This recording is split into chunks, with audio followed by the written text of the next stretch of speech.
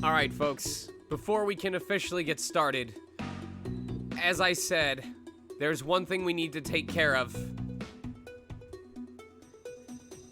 Tsundere Felix, are you ready and willing to order $25 worth of Olive Garden breadsticks and pick them up if I gave you a gift card code to pay for it?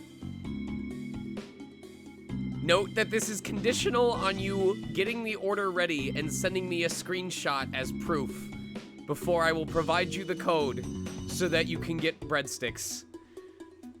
Don't ask questions, Felix. Just tell me if you want $25 worth of Olive Garden breadsticks for free. I know this offer's kind of filky, but I will give you 60 seconds to respond before we pull a new winner. Vim, since I know you're gonna be the second one pulled, is there even an Olive Garden in Canada?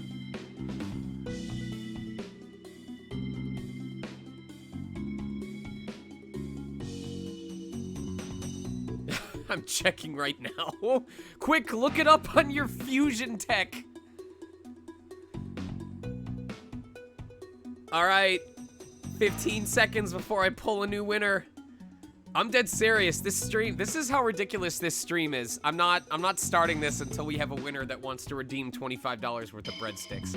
Like, if you are interested in getting $25 worth of breadsticks, I would start setting up. Oh, you're not American. Oh no. You have no interest. Start getting your order set up now. I believe you can get two 12-packs of breadsticks and an 8-pack with 2 marinara sauces. And that will take you to like $24 after tax. Eva the Simp, would you like $25 worth of Olive Garden breadsticks for free by placing the order for pickup right now?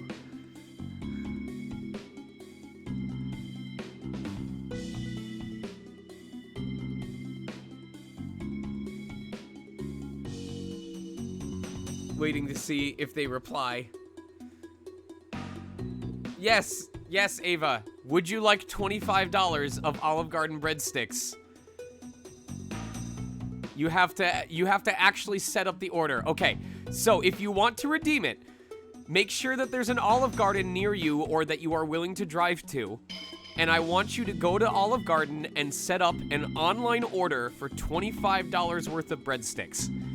I believe you can get two 12-packs and an 8-pack with marinara sauce, and that will take you to like $23, $24. Once your cart is ready, don't order it, but once your cart is ready, take a screenshot and send it to me over Discord via the server. And when I've confirmed that you have an order for $25 worth of breadsticks ready, I'll pass it on. But anyway, here's the instruction for anybody else. If you guys want to win breadsticks, you need to type in chat. I'm going to give you 30 seconds to just say something in chat. It will only throw you into the raffle if you've said something.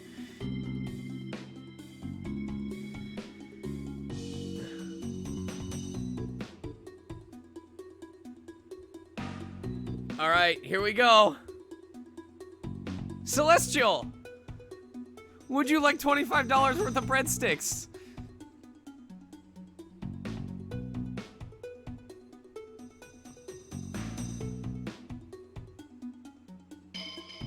I don't really like You don't like Olive Garden breadsticks?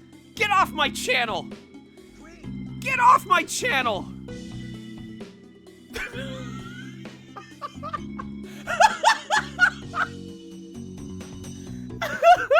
I already won, you stupid game. The other $25 are for me. I'm not eating $50 worth of breadsticks. By the way, like, the last time I got $25 worth of breadsticks, I ate so much in one sitting that it absorbed most of my stomach acid, and the lack of fluid in my stomach gave me cramps. So, note to you, please eat your breadsticks sparingly. God damn it. Why, Nightbot? Why? Mr. Jerky Jerky, would you like $25 worth of Olive Garden breadsticks.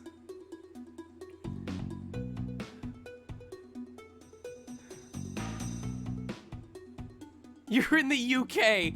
God, listen, if I could pay for your Olive Garden, O-U-L-I-V-E, that's how they spell it in Britain, your Olive Garden breadsticks, I would. But this is an Olive Garden gift card. So go enjoy your Olive Garden in the UK. Like the damn British bastard you are. Kendra, would you like $25 worth of Olive Garden breadsticks? Please. God damn it! Why do I have international appeal? Emmy Kuma, would you like $25 worth of Olive Garden breadsticks? Okay, please set up an order. Again, like I said, I think if you do 2 12-packs and an 8-pack with marinara sauce or Alfredo sauce or whatever sauce you want, an 8-pack with sauce and 2 12-packs should take you to about $23, $24 for pickup. Once you've got the order ready, don't place it, but once you're at the page where you can put in a gift card, please send me a screenshot over Discord, and I will give you the gift card code.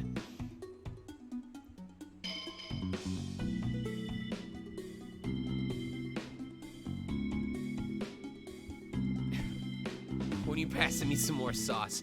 Anyway, good evening, everyone, to tonight's special game showcase, and I'm gonna be honest with you, after the game discoveries that I've made over the last couple of days, I may have to look into either doing what I used to do, which was having 3 games across the 5 days, or just doing a shorter, like 2 or 3 hour stream on Thursdays before my wife starts Dungeons and Dragons, where I just showcase whatever game I'm personally playing at the moment, because holy shit. So let me get this started. Let me get this screen up so that you guys can see what I'm playing right now. So this is a game called Monster Viator. I'm gonna go to title screen. And what you guys need to understand, I'm gonna be fully upfront with you. I'm sorry, it's Monster Viator. Viator, which means wayfarer or traveler. I'm gonna be completely upfront with you guys. This was originally a mobile game. You can get it on a mobile device for $7.99. It's published by Hitpoint, or no, it was developed by Hitpoint and published by Kemco. And it's one of like several dozens of these types of games that they have made. But before you discount it, I need you to understand that for an $8 mobile game or $15 on Nintendo Switch, the level of strategy that this game employs, the level of like customization, the quality of the dialogue and the animations in battles is worth well more than $15 for a game like this. I have already put 30 hours into a game like this. First of all, it's a monster collection game. You recruit monsters throughout the course of the game, and the monsters fight alongside you in your party. And there's a lot of them. Some of them are automatically going to happen as part of the story. Hold on, I'm gonna get a bigger window here so that I can enjoy this. I have not had the game for that long. That's how long I've been playing this for.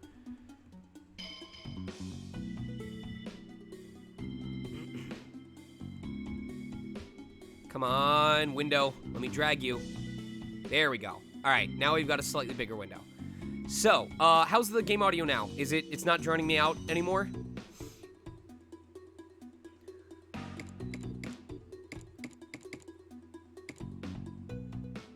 Okay, so we're hopping in. I'd say we're like late game. I don't know how close we are to the end of the game. I want to say we're like 75% done with the main story at this point where I am.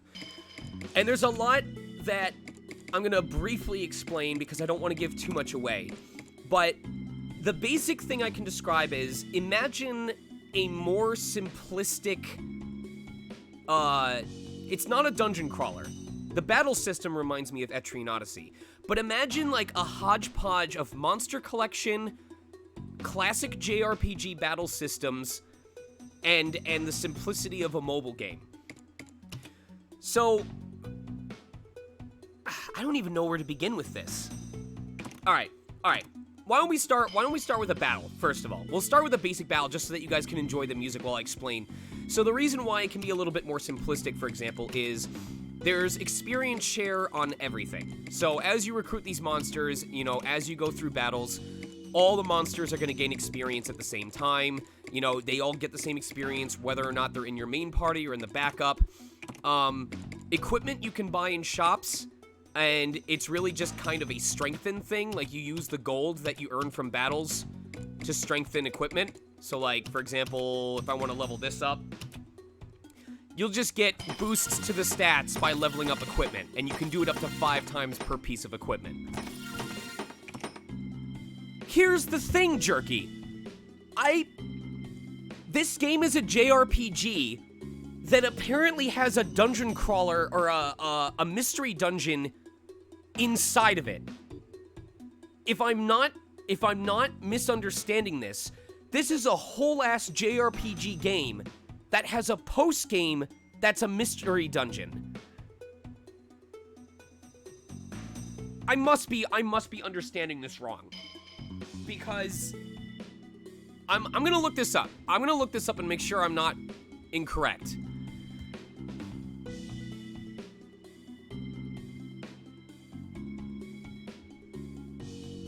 Okay, so yes, there is a location in this game called the Tower of Rao, which is either late game or post game. And the Tower of Rao is legitimately a mystery dungeon trial tower. You go in with base stats, the monsters that you recruit are randomized. So, like, out of all these monsters that you get throughout the game, it's not a guarantee which ones you'll find when you go through the tower. So you have to adapt your strategy based on which monsters you find. It started as a mobile game, Richie.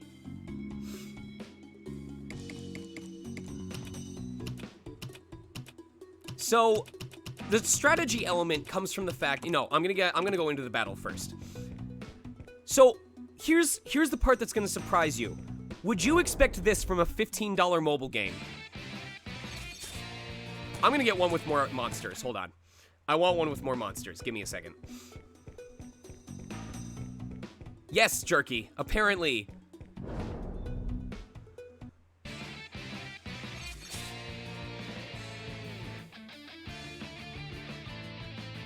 This is a $15 mobile game.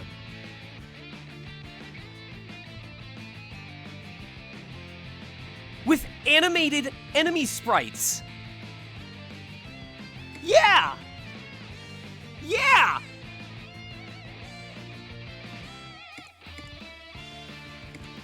So, the basic thing that you need to understand is everyone, that blue gauge that everyone has is called their SP gauge.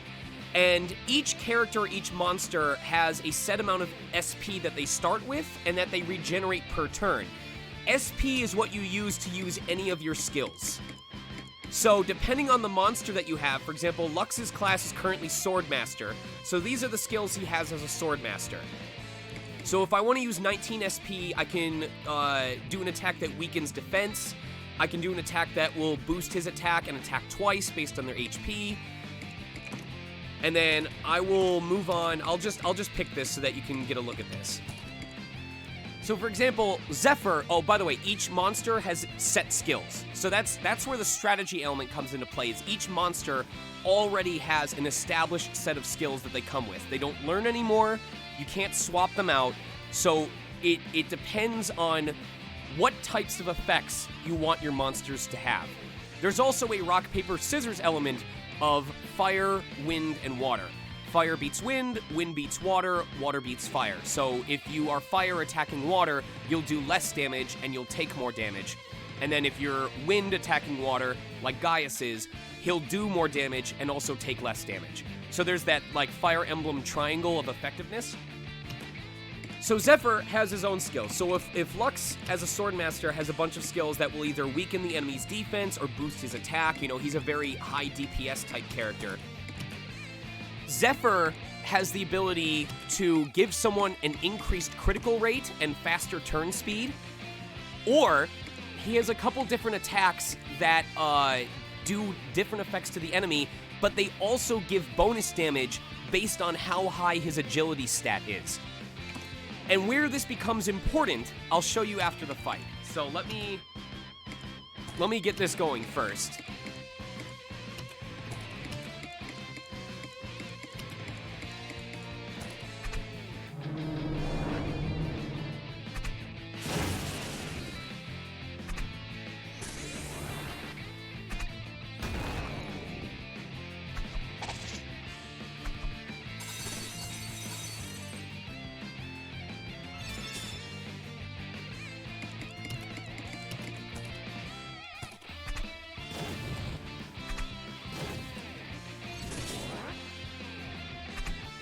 I'm telling you, again, I'm not trying to sell you on it being like a AAA quality game.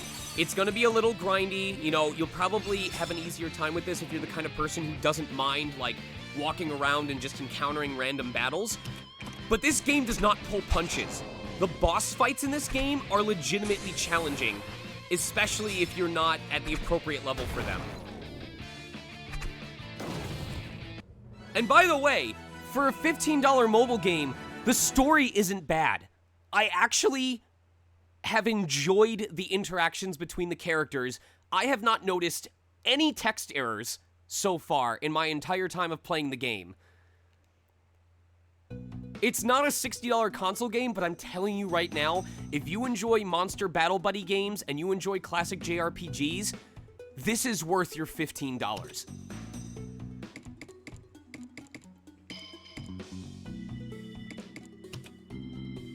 So here's the reason why it might be surprisingly good.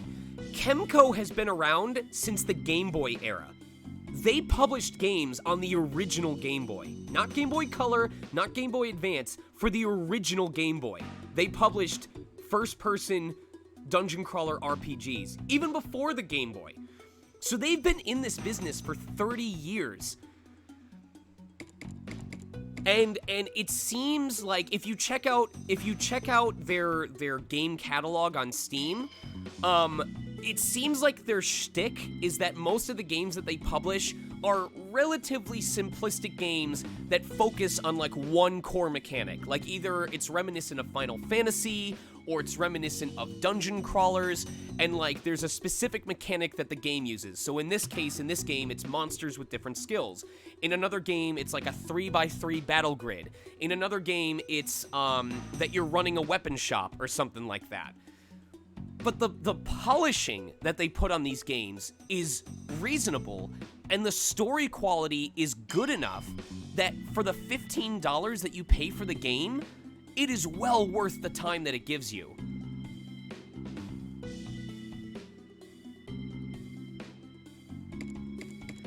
So as I was explaining, each monster has their own focus. So for example, Zephyr, who has kind of been my glass cannon DPS, he's got 3 different abilities that increase the damage he does based on how high his agility stat is.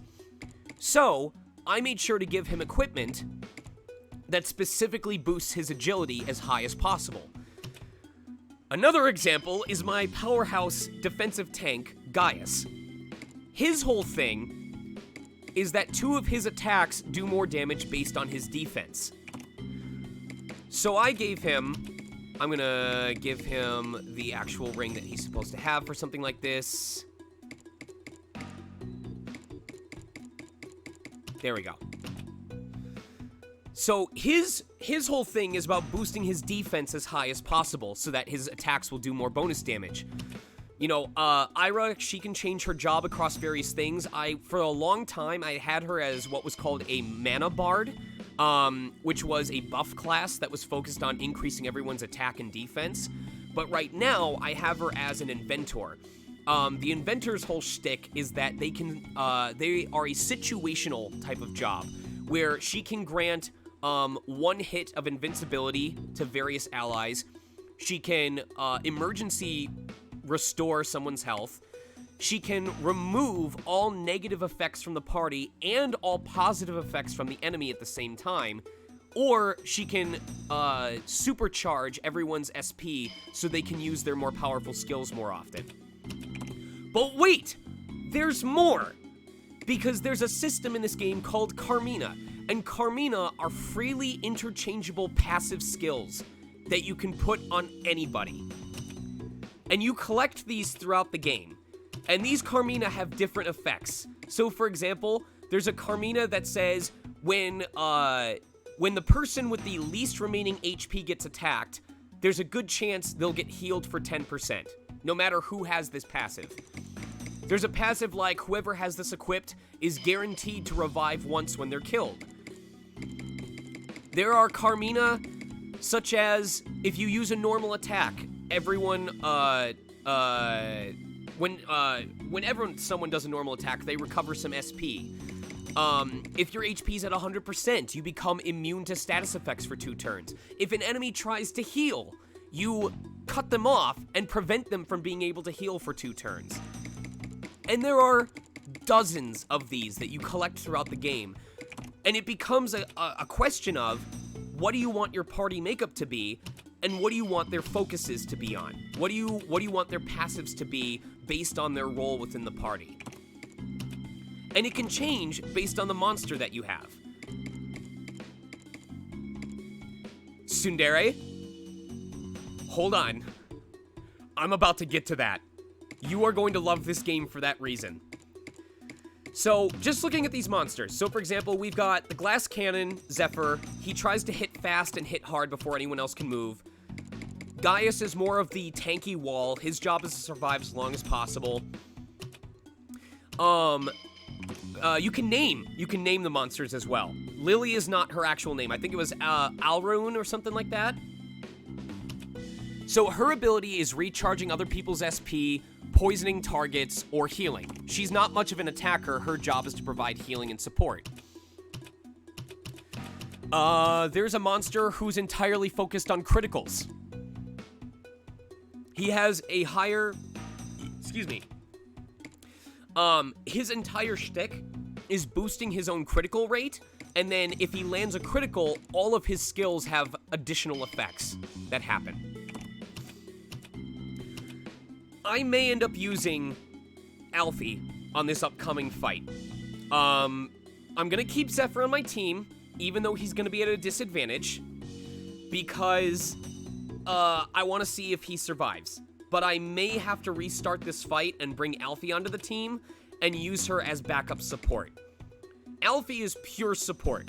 She heals people, she fortifies their attack, she restores massive amounts of HP, and she is the only monster that, for an exorbitant price, can revive the entire party with most of their HP.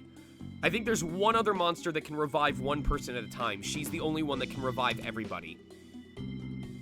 And then her normal, her whole shtick is just using her normal attack to build up her SP. So hopefully we won't need her, but she's there just in case. Oh, and by the way, each of these monsters has their own custom design. So I'm gonna bring some over and then just save so that you can look at them. Look at them! Look at them! 2 more!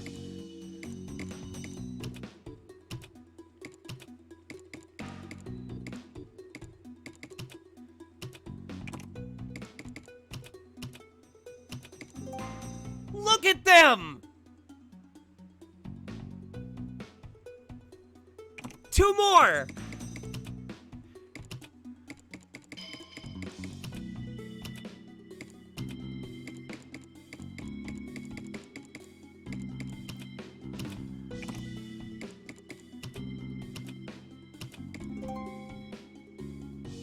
Look at these designs! $15, you guys! $15 for this.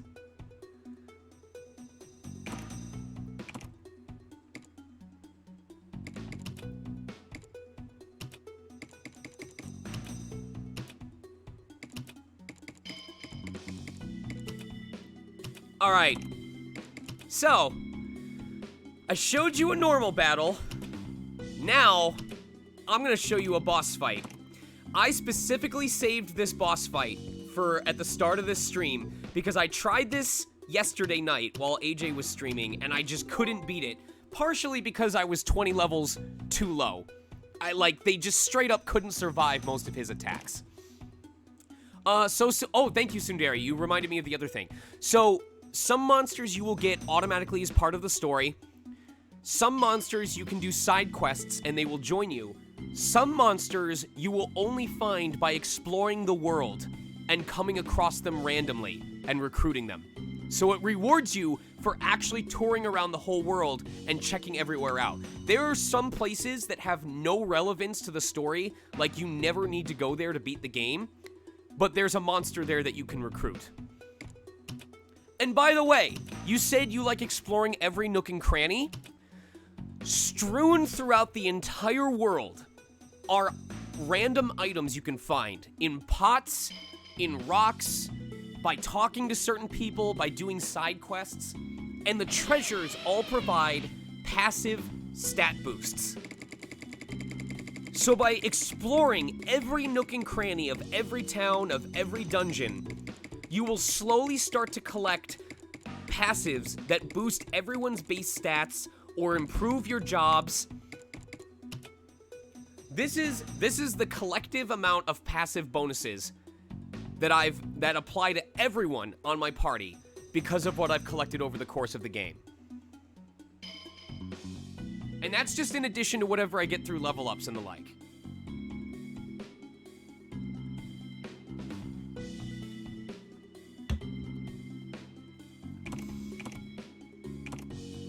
Okay, so before I go into this fight, let me explain to you what my goal is with this formation.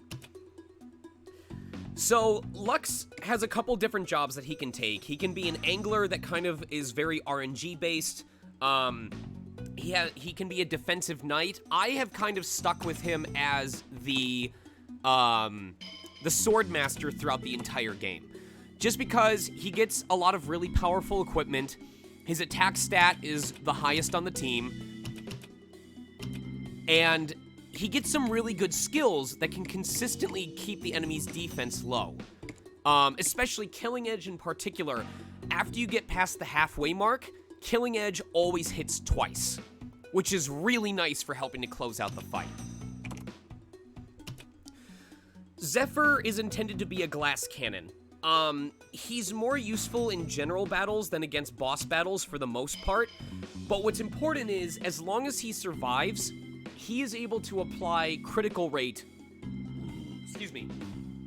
to himself and to Lux. And especially on the second half of the fight, I want Lux to be hitting twice in a row and doing criticals each time. Gaius, if Zephyr is the early battle, like, get as much damage out as possible before you die, Gaius is the late game wall. My intent is for him to be the last man standing in any battle that gets drawn out. And by the time he's the last man standing, I want him to be so immensely boosted in defense that the enemy can't do anything. Like, look at his defense stat compared to everyone else on the team. 1,059, 1,287, 1,052, almost 3,000 defense. Here's where it gets nuts with the Carmina. Here's are his passives. If he ever falls below 50% of his HP, he cannot take more than 30% damage, or 30% of his HP in damage, once he falls below 50%. But, if he ever finishes a turn at 20% HP or lower, he recovers 40% automatically. In addition to that, look at his final bastion. Every time an ally is knocked out, his defense permanently increases by 30% for the rest of the battle. That includes if the ally dies, revives, and then dies again. If that happens, he gets boosted twice. So already, Lux is guaranteed to have 2 lives because he's got the guaranteed revival. Zephyr has a 30% chance to revive every chance he dies. So if I'm lucky, you know, I think the most he's ever revived in a single battle was 3 times before he finally stayed dead. And every time they come back to life and then die again, his defense gets boosted again. So my goal is, even if everyone else dies, I want Gaius to be able to just sit there and take it endlessly and just slowly beat them in a battle of attrition. So you may have noticed that I don't have a dedicated healer. And for those of you who are familiar with Etrian Odyssey Nexus, this is where I started to have hero vibes. So I don't have a dedicated healer on the team. But the whole gimmick is Lux has a Carmina that has a chance of healing someone when they take damage. And Ira, as the inventor, the alchemist, one of her passives uses up part of her SP every single turn to automatically heal everyone for 10%.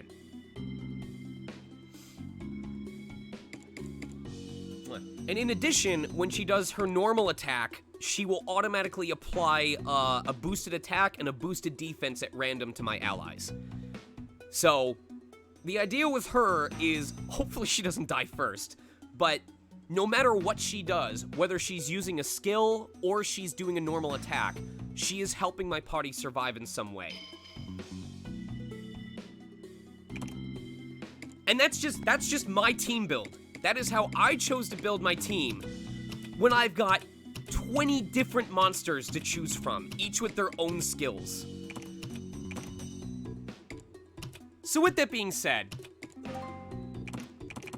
let's see how I fare this time against this boss. Those controlled by the Blue Moon's power, those who have become overwhelmed by strong emotions. Insanity, grief, the king quells them, removes them from sight, brings peace, salvation to those reduced to madness. Oh, my king, why have I awoken once again? Or have you broken my seal?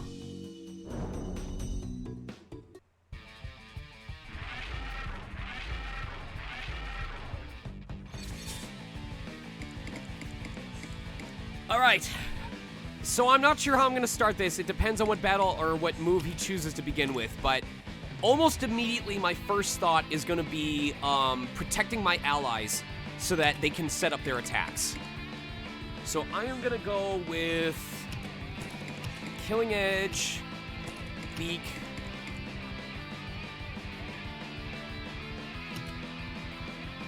Fortify Defense, and I will try and create a barrier. Give everyone brief invincibility.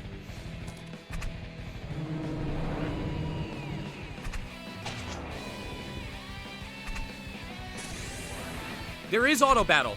You can auto battle if you want. Oh my god! That was such a perfect move! Nobody took any damage. Let's go! Let's go! Oh, that was such a good first turn. Okay, so he's got a bonus at this point. I can pretty much, I'm gonna save up. I'm gonna save up my SP real quick.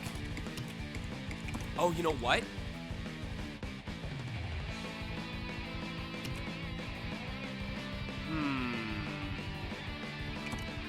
Yeah, I'm gonna play it safe. I'm gonna defend.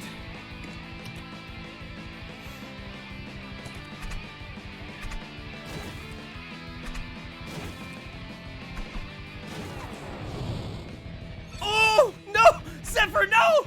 Ah! Oh, that almost ended badly. Oh, that almost ended real badly. Oh, shoot.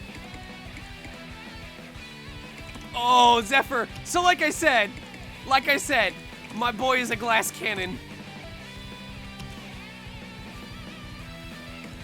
Oh, please don't attack him again. Please, I don't have enough SP to put another barrier on him. Oh, shit.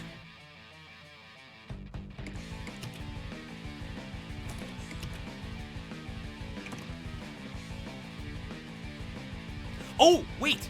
Wait. I have an idea. I have an idea. Okay, so I can have him defend, and then Gaius has an ability where if he's at full health when he heals, it will automatically heal everyone else as well. So we'll see if this is enough. And hopefully she puts a defense up on Zephyr. If she puts a defense up on him, I'm positive he can survive this turn. Damn it. Okay.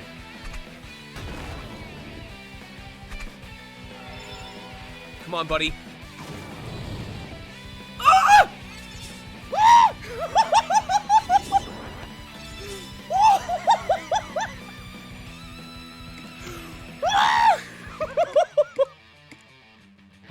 Holy shit! Oh my god! Oh, lordy. This, remember, this is a $15 mobile game, and it's got this level of strategy to it.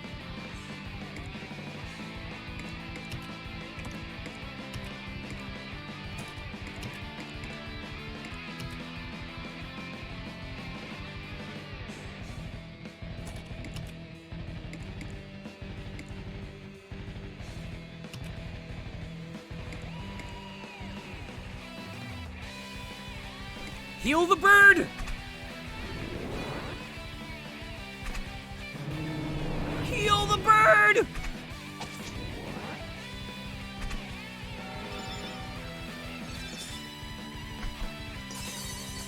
Oh no! We tried, and the 30% didn't even activate. That sucks. But Gaius has his defense boost. Everyone has synergy.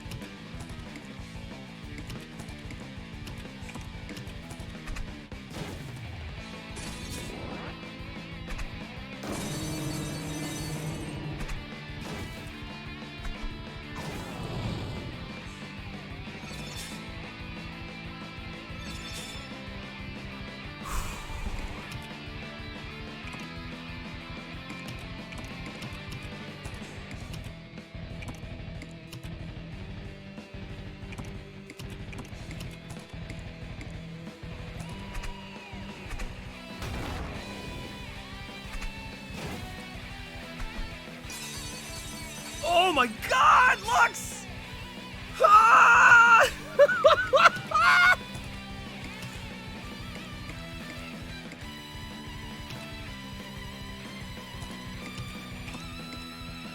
It's okay. We can bring it back. We can bring it back.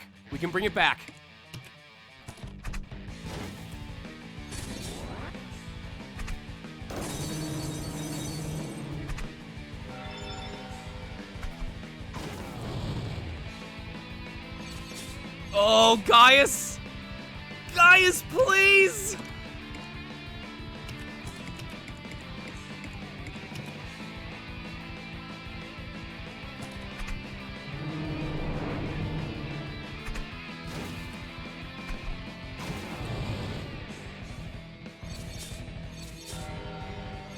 All right, so Gaius is slowly building up that defense. This is planned. This is as planned.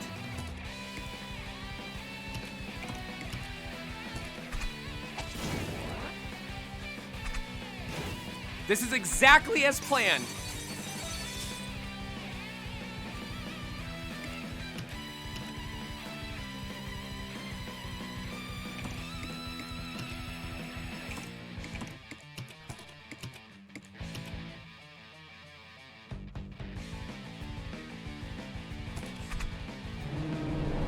There's no items for use in battle, no. You automatically heal at the end of each fight. Let's go! Let's go, Gaius!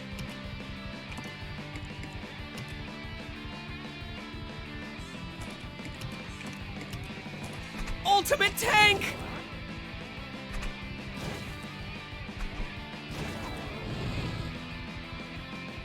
Come on, Gaius!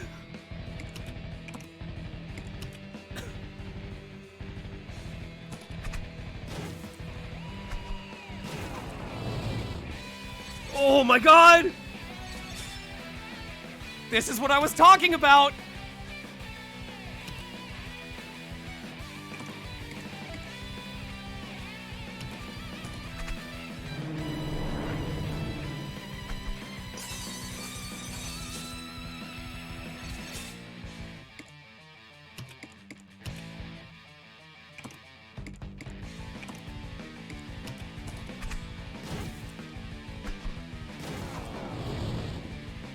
Oh.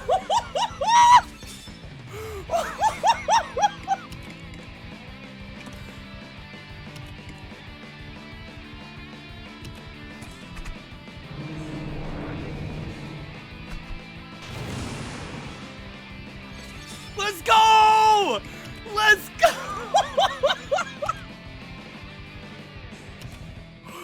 Holy hell!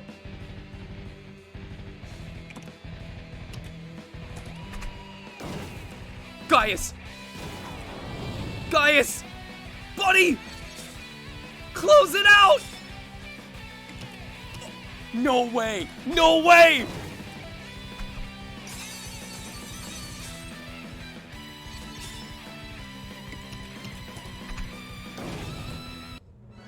Let's go!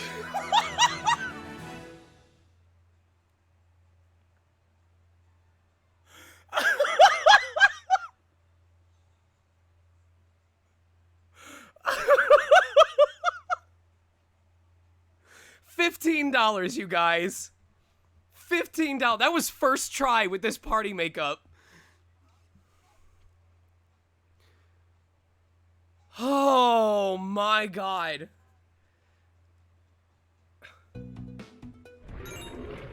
Strong one, I understand that you were not the one that broke my seal. I apologize for blaming you. Perhaps this is fate. What?! When the power of the blue moon within me grows restive, I would like you to... What?!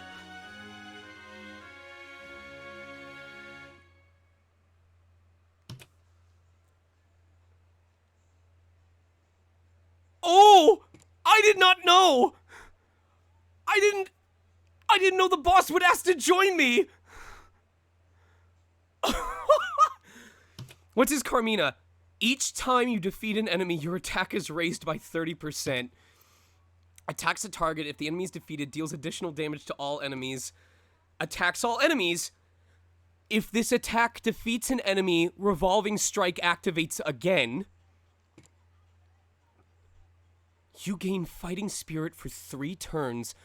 Also applies Fortify Attack to all allies for 2 turns. Excuse me? If the target's HP is 50% or lower, you do a second attack with increased power. The damage of both your attacks is increased based on how much of your HP you've lost. Holy shit. Oh my god. Okay, so this changes things. This changes things. So he's definitely attack focused. Many of his things are based on killing an enemy. Applies, so I don't need the passive that applies Fortify Attack anymore. If the target's HP is 50% or lower, you deal an additional attack with increased power.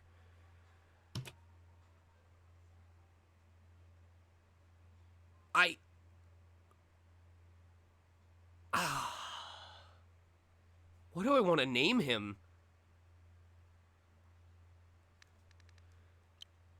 Should I name him Reen?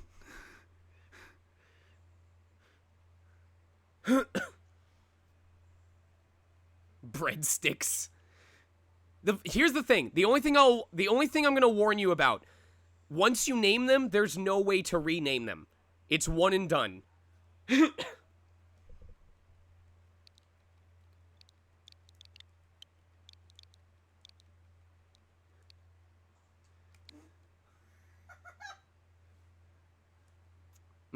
I don't like how that looks. What's up?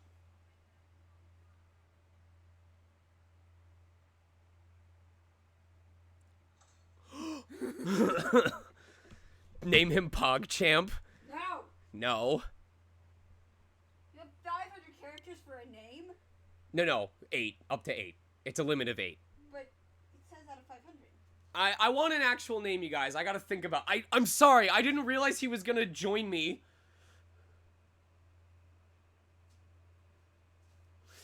I have one. You don't like stuffed crust? You can eat it if you want. Don't throw it out, though, because I can still eat it without the crust. Wait. What's better? Lucien or Lucius?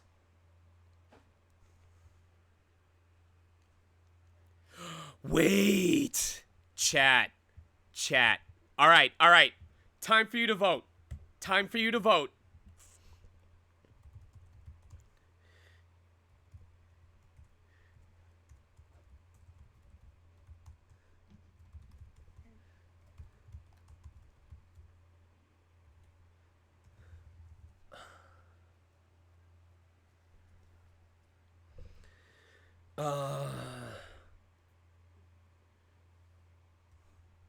Here we go. Just these 3 names.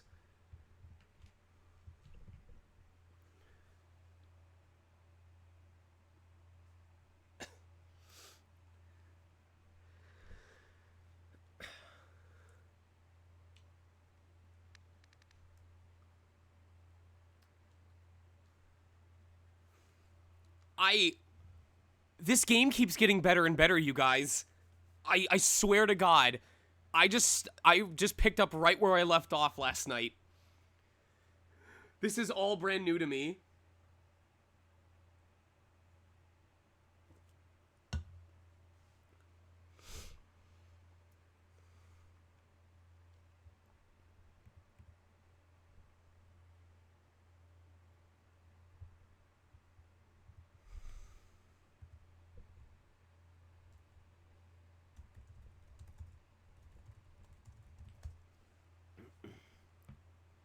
Hold on, I gotta give Emi Kuma her code.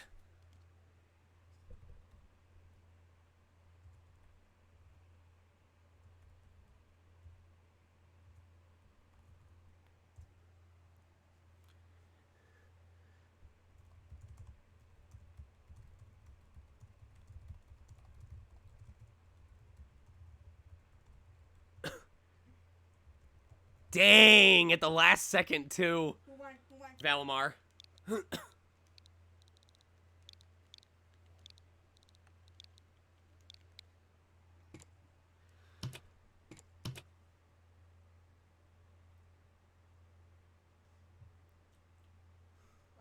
pizza super spicy? All right, so how do we build him?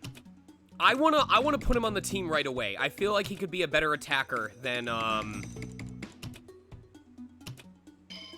Zephyr. So the question is, how do we want to build this guy? So he's based on, his skills are all based on defeating enemies, or at least getting their HP as low as possible. So we definitely want to go for the maximum amount of possible damage.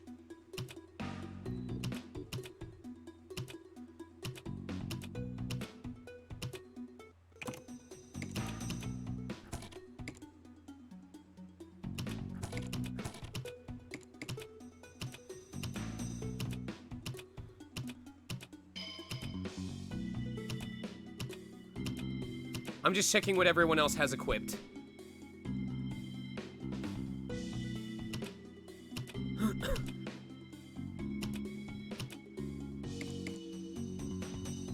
Okay. You know what? We should give him this.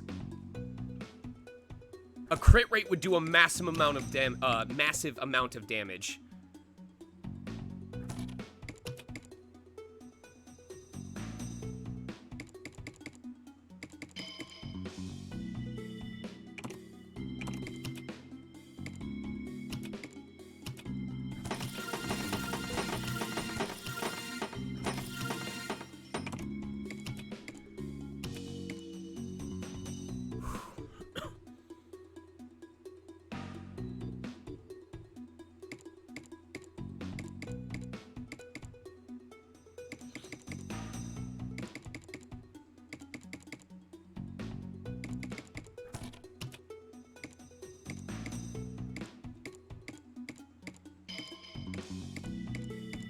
I think this is the best stuff that we can give him right now. It is.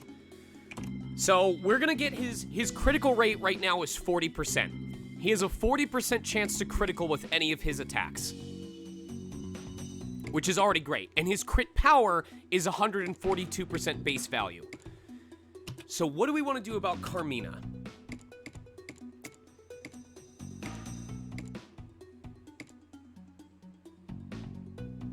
When you deal a critical attack with a normal attack, you deal additional damage to all enemies.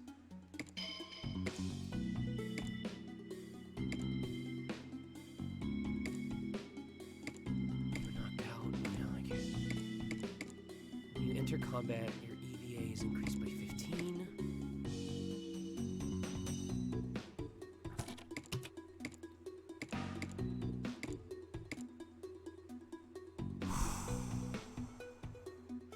I wish that was your attack is based on your remaining percentage HP. You know what? Oh.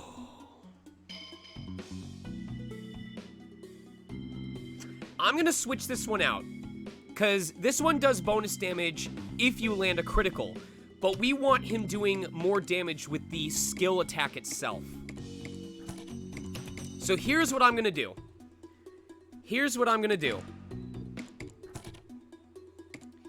So, anytime he attacks, if he's at 100% HP, his attack will automatically do 30% bonus. But in addition, if he goes low on HP, he gets harder to kill, he moves faster, which means he may go before anybody else, and this is especially important because of Crumbling Strike. Because the lower his HP, the faster he moves, and the more damage that this does. To give you an idea of how powerful that could be, Lux's skill that he was using was 140 base damage. Gaius' skill that he finished the boss with was 100 base damage. Valamar's final skill is 430 base damage before any modifiers, before any additional attacks.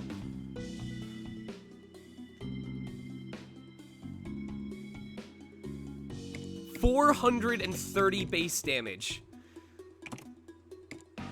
So I think he's the new powerhouse of the team.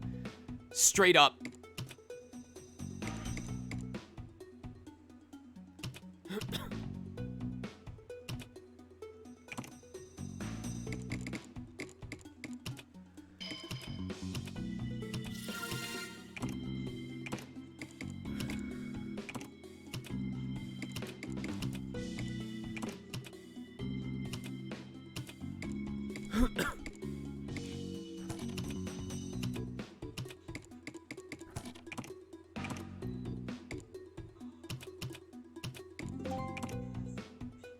Look at him! Angry face agitates you when you run out of Starbucks. Valamar. Angry face.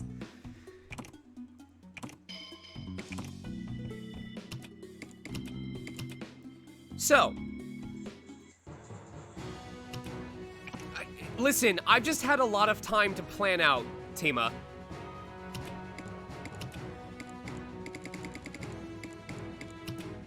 Now, here's the part that I'm going to be honest with you guys about. This next part, like these next few screens, are going to be a little boring, because we have to travel through this pass to get to the next part of the story. And here's where some of you might find it tedious.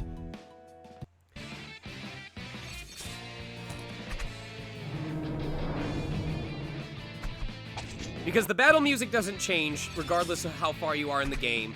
And then especially if you're powerful enough, like if you've got a team that's built for bosses, it may feel like you're just going through regular battles.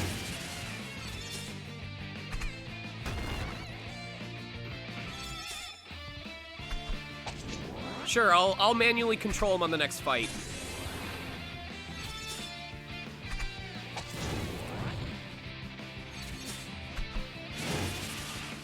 Wait a second. Wait a second. Hold on. Hold on. Does he get the attack boost regardless of who kills? Hold on.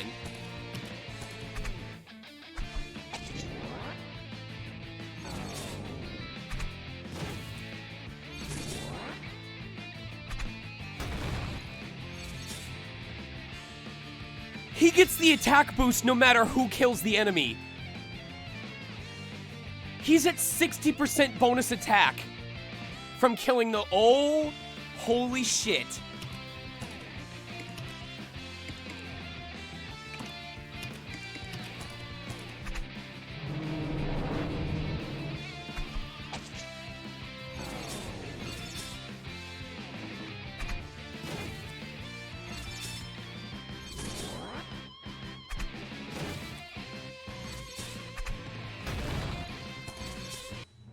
Oh my god. I was not prepared for this. That means in any boss fight where there's multiple minions, this man could have 90 to 120% bonus damage by the time he's attacking the main boss. What's this, a country bumpkin from the north? I cannot allow entry without a pass. You actually do have one. Very well. In you go then.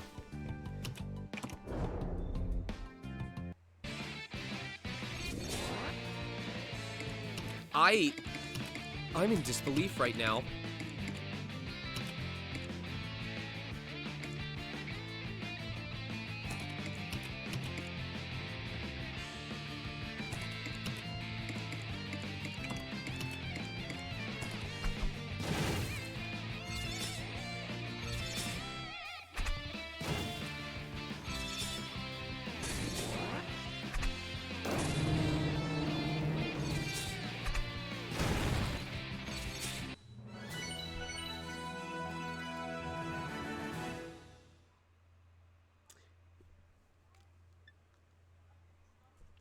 I need you to understand what just happened.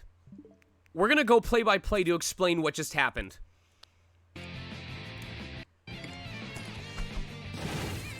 So, first of all, Lux takes out the wolf, which gives Valimar a 30% damage boost. Valimar proceeds to attack Sylph, which kills it, activates the skill's secondary effect, which was if you kill the enemy that you're targeting, it does additional damage to all enemies. And the additional attack criticaled for 10,000 damage on his cheapest skill.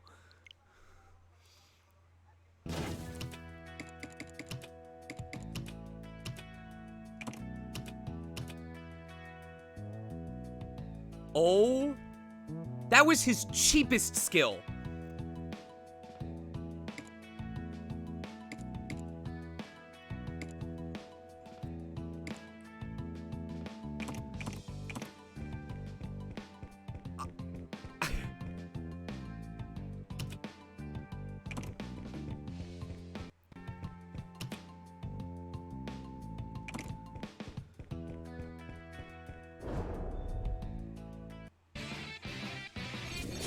So this is the part that I meant about how it might be a little bit boring, because while you're exploring through these dungeons, this is basically what you're doing over and over again.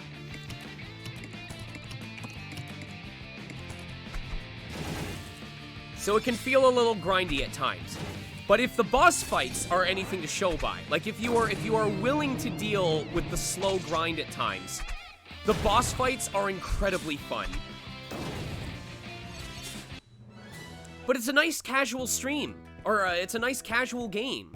Like, there's not a whole bunch to remember. You can save absolutely anywhere.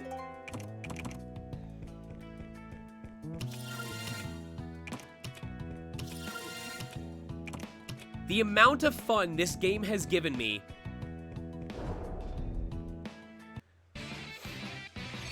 In some places, yes, Vimdeklis. Like, if there's an area in the game where you go underwater, and it does have an underwater background, I think it's because this is considered a nature area. You're at a volcano, so there's only one background for a nature area. Whereas, if you noticed when we were in the Winter Castle, that had an icy castle background.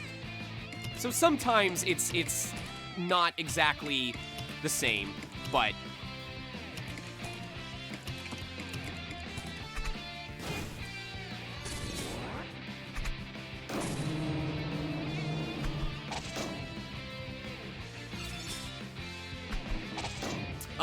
there's actually a Star Piece redemption reward. I think it's 1 million that lets you request any game you want.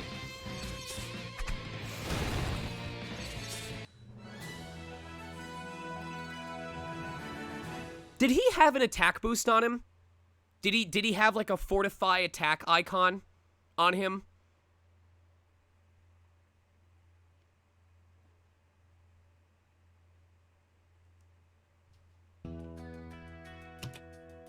Or was that just raw damage?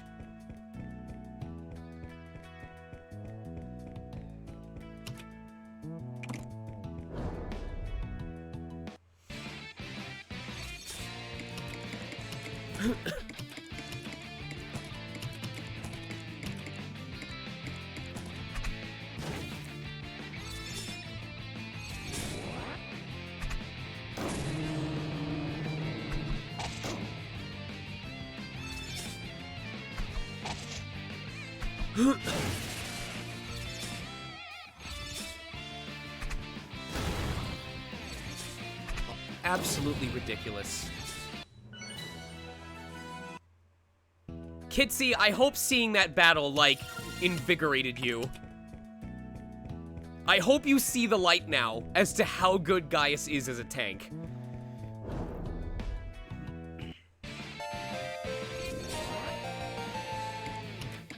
It will now be my lifelong mission to get you to play Frogger's Great Quest.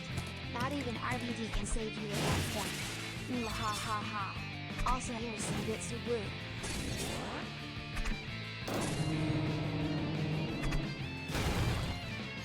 This is crazy. I'm almost upset that Zephyr just got outclassed.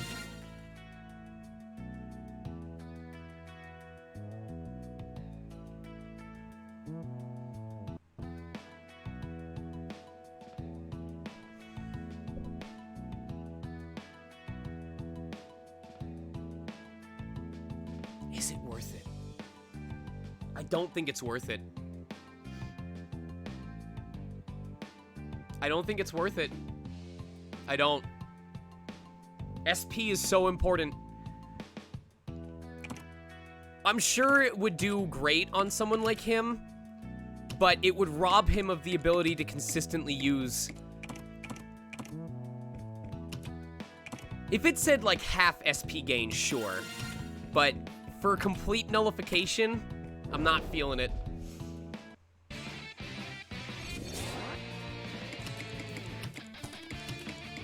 So this is, like I said, this is where it can feel a little boring, and I'm just going to be upfront with that. But if this kind of thing doesn't bother you, if you like, the way that I see it is these random battles can serve as your play testing for your team synergy.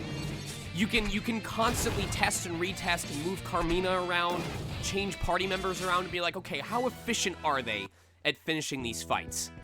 How long are these battles taking?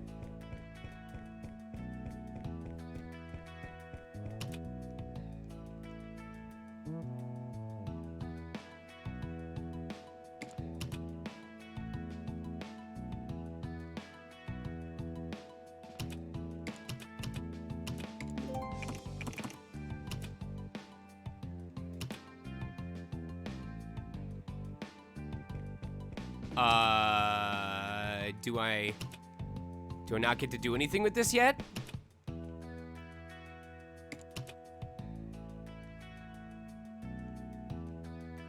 Maybe I have to come back.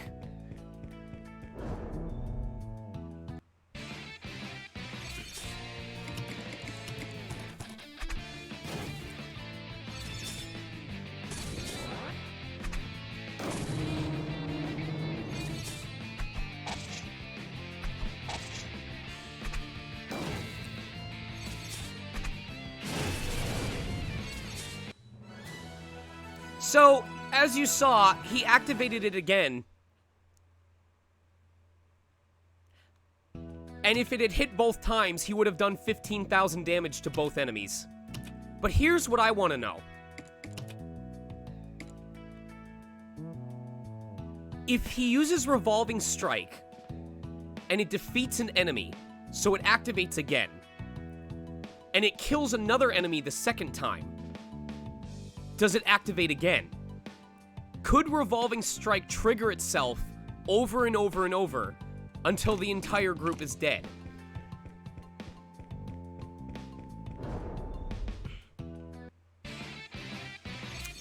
Oh, so every so often, there's two enemies in the game that will guaranteed show up, one in dungeons and one in the overworld after X number of steps. The first is Golden Poncho. Golden Poncho, I don't think you can actually kill him. His entire gimmick is you get gold based on how much damage you deal to him.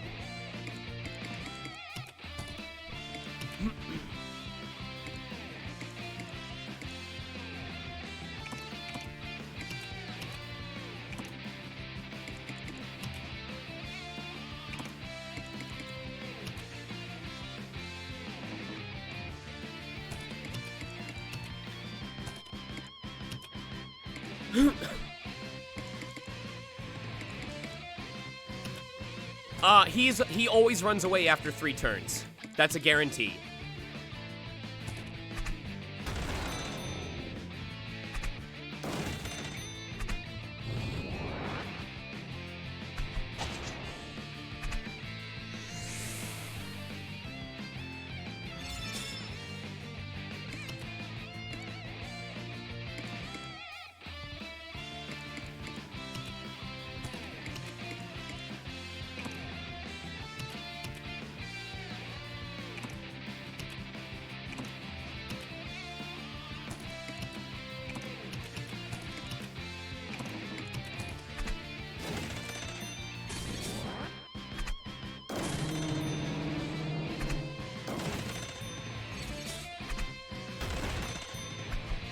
He's not doing as much damage as I hoped he would. It's unfortunate.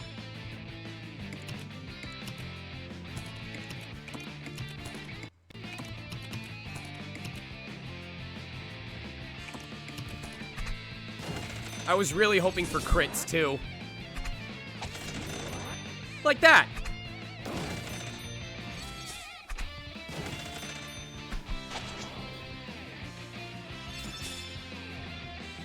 So that also acts as like a way to test what your team's damage output is like. There is also an overworld boss named Hyperion. The whole gimmick with Hyperion is you are not going to kill him the first time you fight him. Or possibly even the 5th time you fight him. But he's like some mobile game raid bosses where any damage that you deal to him carries over to next time. So if you take off like 10% of his HP before either he wipes you or he leaves, when he comes back, he'll be down 10%. And then once you finally do beat him, you get a massive amount of experience. So it's a nice little like mid-game boost of experience. This is pretty high up. Don't look down. Don't look down. Huh? You're not scared, Lux? 1 foot in the wrong place and you could fall, you know. Also, hopefully there isn't, the major twist of this game isn't spoiled for you guys. I literally stopped this game right after the big reveal. So, hopefully it doesn't get ruined for you guys, but I plan on stopping. We're going to be done with stream at 8 o'clock because my wife starts her thing at 8:30. So it will be done in under 2 hours. But I'll be giving out 2 copies of this game at the end. In fact, I'll do one right now for everyone who's actually tuning in right now. Dragon Man, would you like a copy of Monster Viator?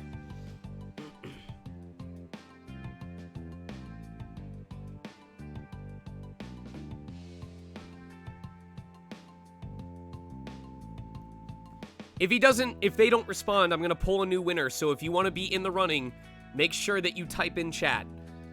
You need to say something in chat for it to add you into the raffle. There's no specific command, you just have to have posted in chat.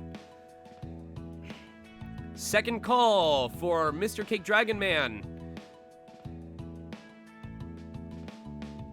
Well, I think it has to be within the last 10 minutes.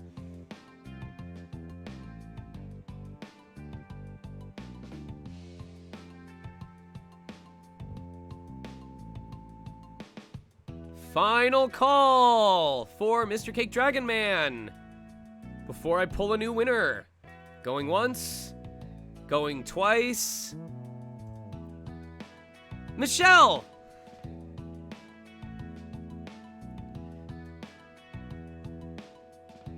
Would you like a copy of this game?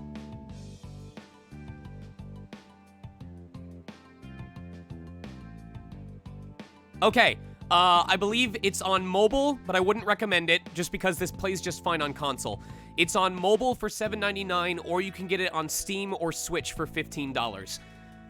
So just reach out to me, let me know which console you want it for, and I'll either gift it or just refund you accordingly. Alright, so just go ahead and buy it and just send me proof that you bought it and leave your PayPal, and I'll make sure to refund you when I'm done with stream today. We will give out one more copy at the very end of the stream, so make sure you guys are posting in chat around 8 p.m.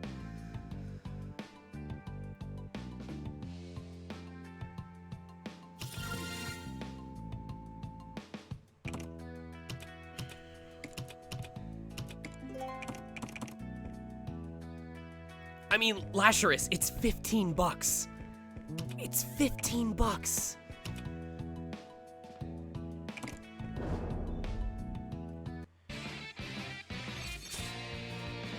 Oh, hello, Rock.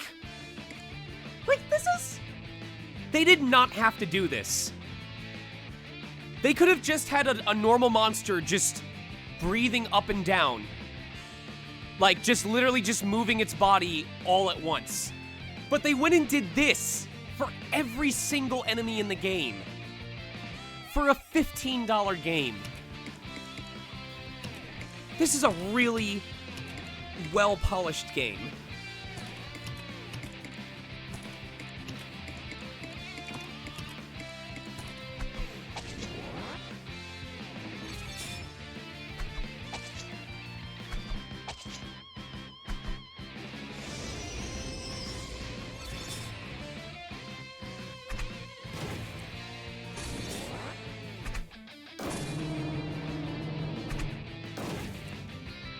Oh, we're one short. We're one short of getting to use his skill. However, hold on. I wanna see what happens.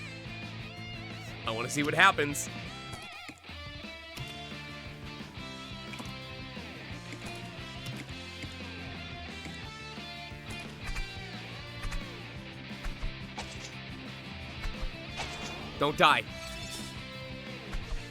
Don't die. Oh my god! Oh, come on! Wait. But this means... Please don't die.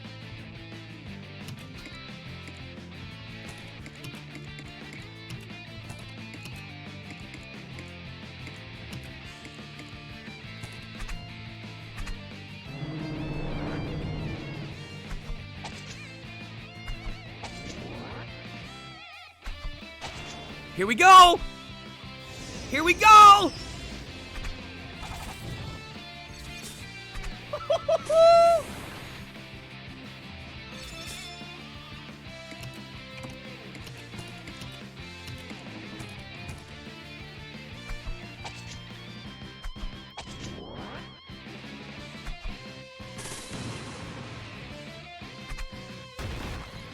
Oh. You know, I don't think we got to see it at its full power, though. I'll explain why in a second.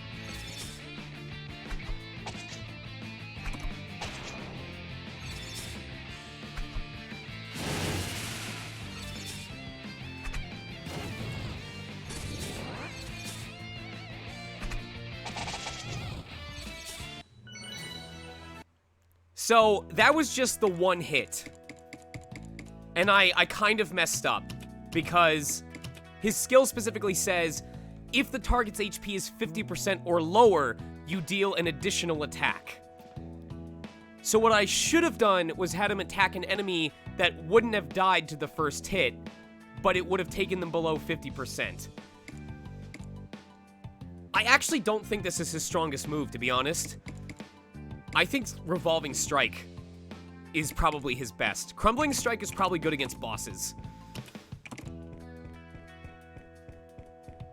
All I know is he's at least tankier than Zephyr was. I cannot believe that the boss I just beat joined my party.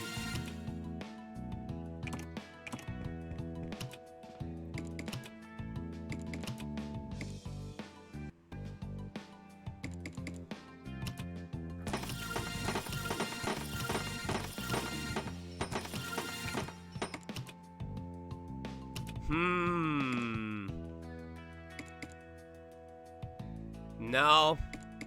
This one's better. It just is. This one's better. I imagine if Lux were a different class, this would probably be better, but because Lux has a skill that heals him directly for the amount of damage that he deals, and he's only gonna get stronger the further into the game we get. So, because he has a move that he can use to heal himself, I think what he has right now is better.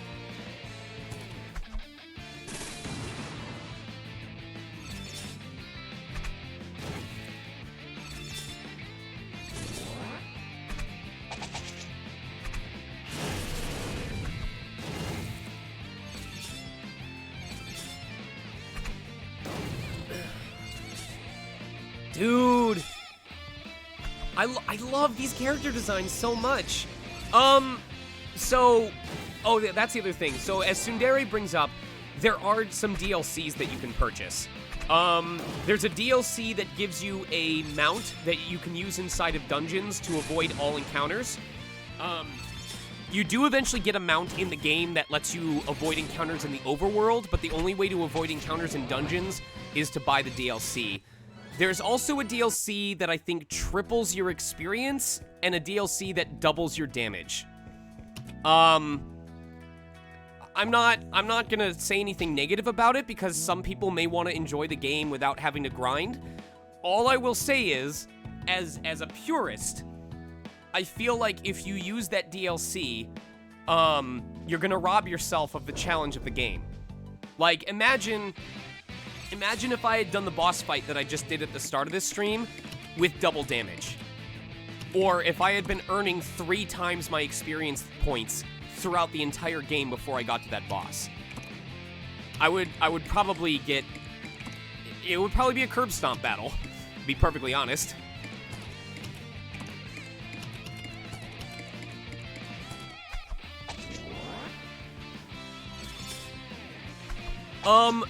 Do you want to know the funny story of how I found this Comrio? It's a really ridiculous story. So, I have had the newsletter for limited run games ever since I signed up when I ordered the copy of, what was it? Scott Pilgrim vs. the World.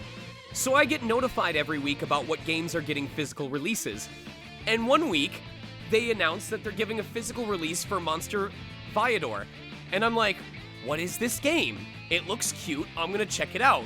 So I go to the page for Monster Viator, find out it's this, find out it's on Switch for $15, check out the trailer, I'm like, I'll try this out. And that's how I discovered it. I only found out about this game and about Kemco because of limited run games making a physical release.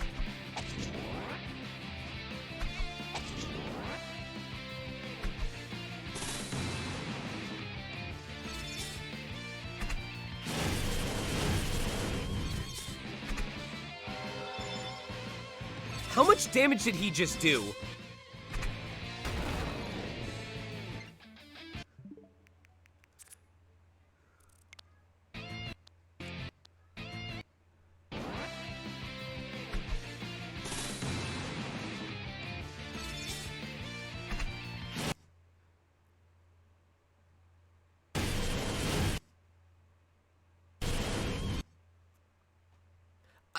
And the worst part is, so the first one targeted the rock. I think the second one might have targeted the griffin on the side. Griffin C. Let me check this. I don't know how you tell which one he's targeting.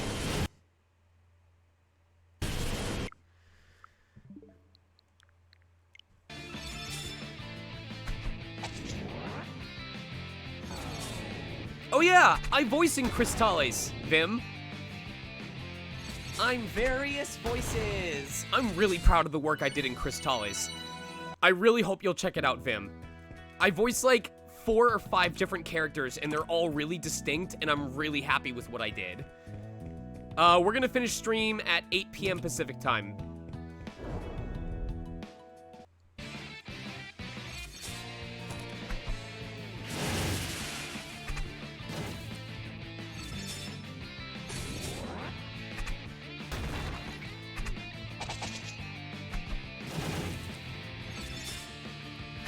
I don't know, Calm.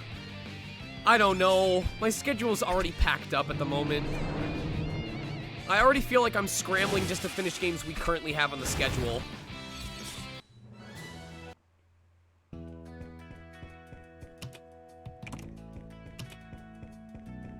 I did not see the live stream, but I have been made aware of what they announced.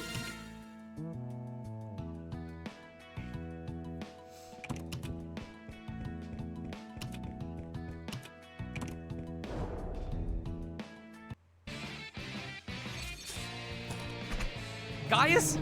Celestial, Gaius is literally there as like a last stand character. He is there to make sure that I can't wipe to an unexpected single turn AoE attack.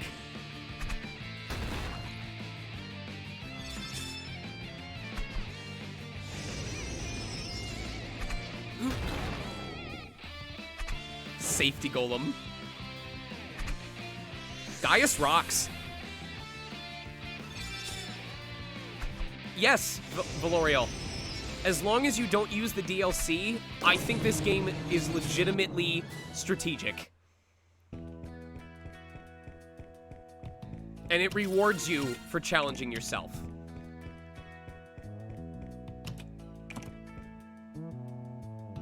Take care, Jerky. I hope, Jerky? I hope you were able to get enough rest after Fastest Furs, dude. I'm so happy I got to spend time with you there. Oh, Jerky, before you go, I think it's time you get to toot your own horn a little bit. Why don't you tell chat what Fastest Furs' goal was this year and how much we actually raised by the end of it?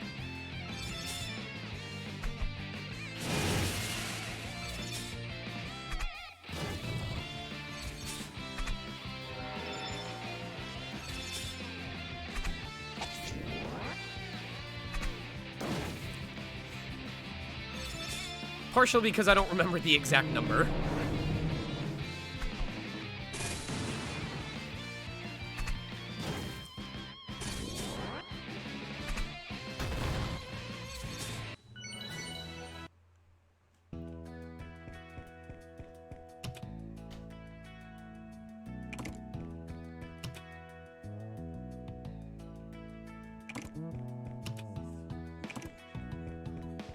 What's going on?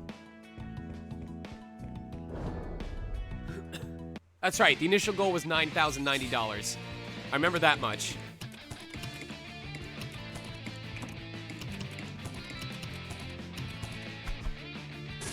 Over 12,000. You guys beat the goal by over 33%. Absolutely ridiculous.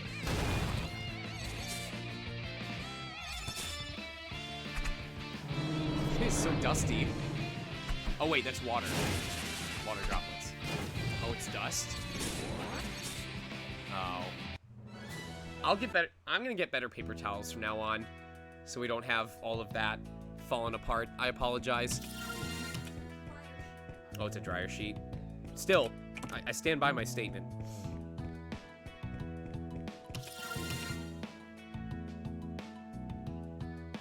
Every turn, you deal damage to a random enemy at the cost of 5 SP.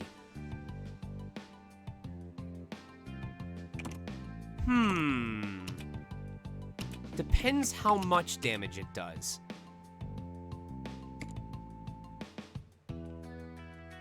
I'm not getting a lot of, He has been surviving, though. His defense isn't that high.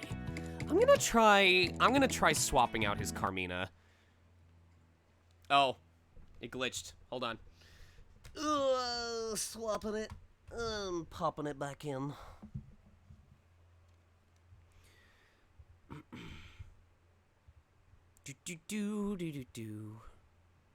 There we go. We should be back. All right. I'm gonna try swapping this out for something else.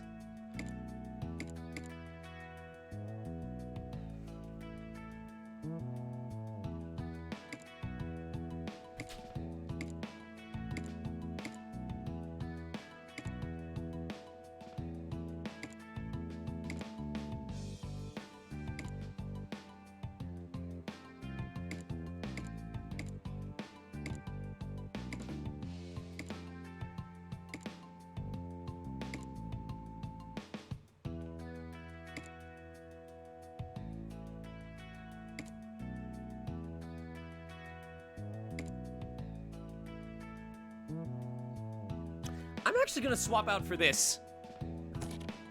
Because flinching will prevent him from taking his turn. And bleed can kill you pretty quickly if you're unfortunate.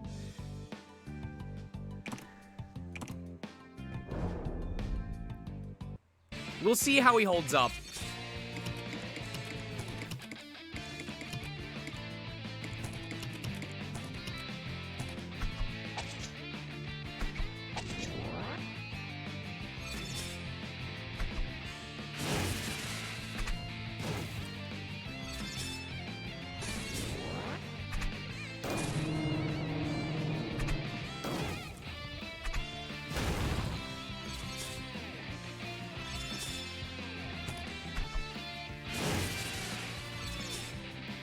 It was definitely a great collaborative effort. Anyway, don't let me keep you, Jerky. Go get some rest. Thanks for dropping by, dude. I'm really happy to see you.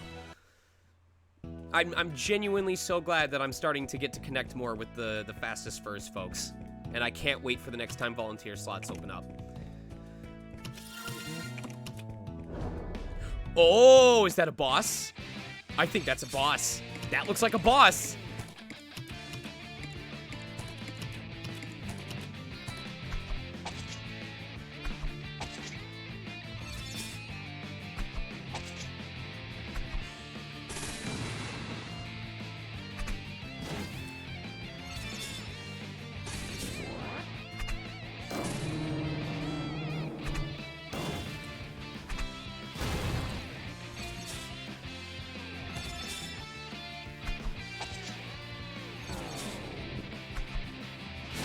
Okay.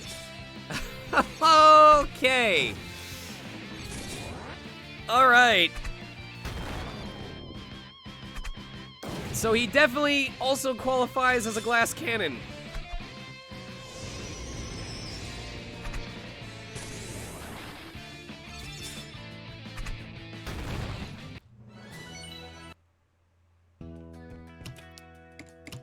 So maybe that Carmina was doing more than I thought.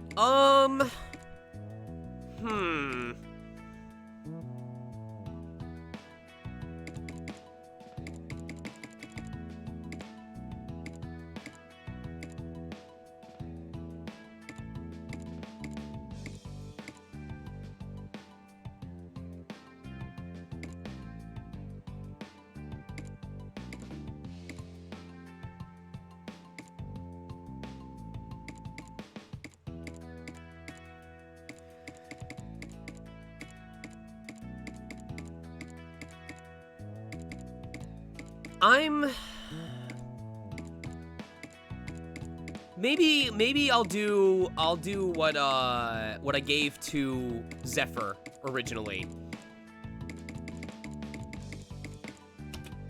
So that on the off chance he dies, he has a chance to automatically revive. It's not guaranteed, but if it gets us an extra turn where we would have otherwise lost him.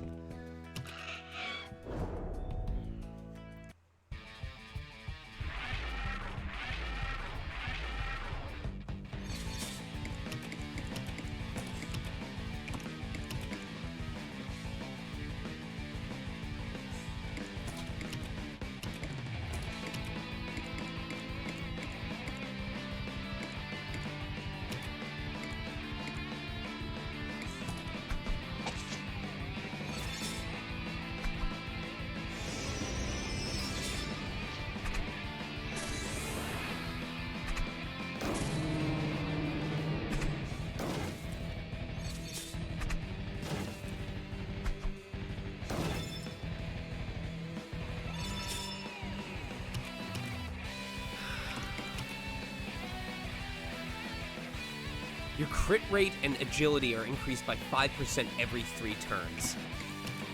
Oh boy. So the longer this battle goes on, the harder they hit for. That's important. That's really important. We gotta focus on taking out these enemies first.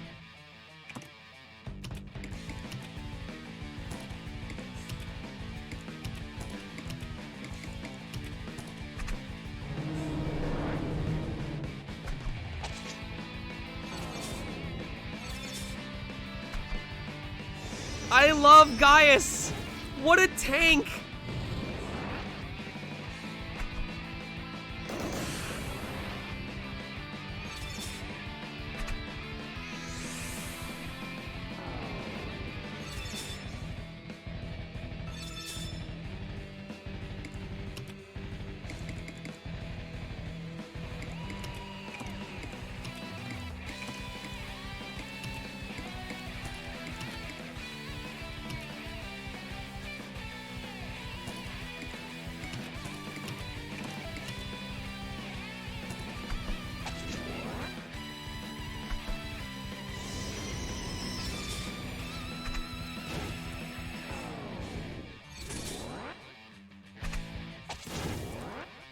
Let's go bonus damage.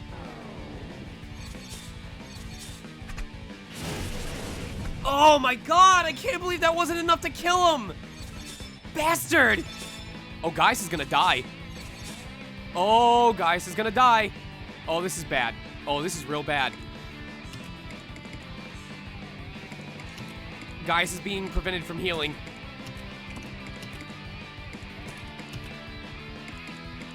Oh, this is so bad.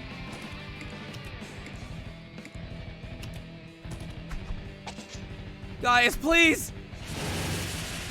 Oh! Oh, either one of them is gonna die. Who's it gonna be? Come back! Come back! Oh, no! Oh, our powerhouse is gone!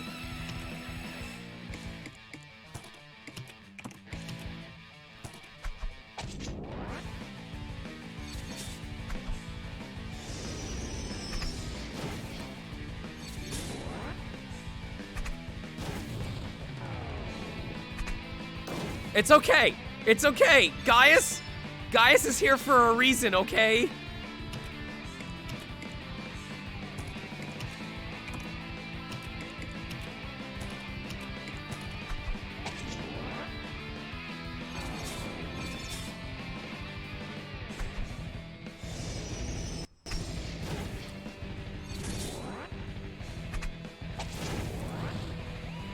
Slow and steady wins the race.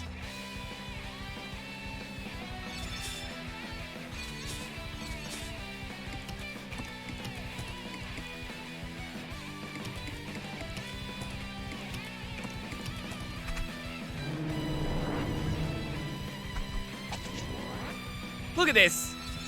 Look at this. 200 damage. He got healed for more damage than he took.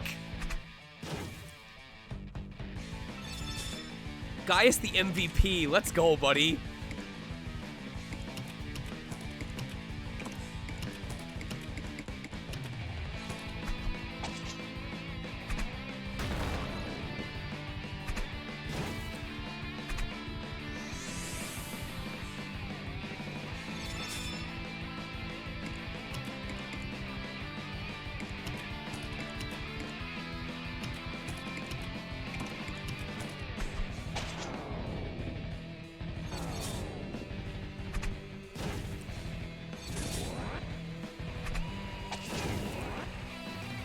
Let's go, Lux.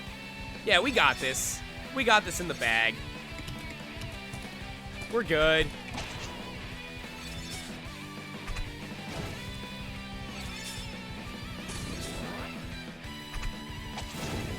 Clean.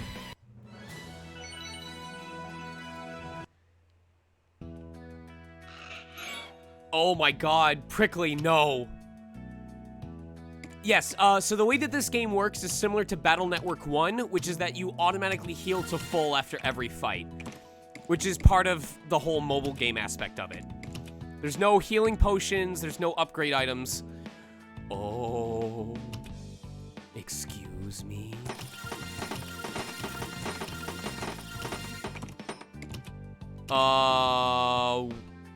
We just found his upgrade. He loses 10% crit rate. He loses 10% crit rate, but if he crits, it's a plus 200% damage modifier. Let me correct that. That is plus 200% on top of the attack, not 200% base damage. Plus 200%.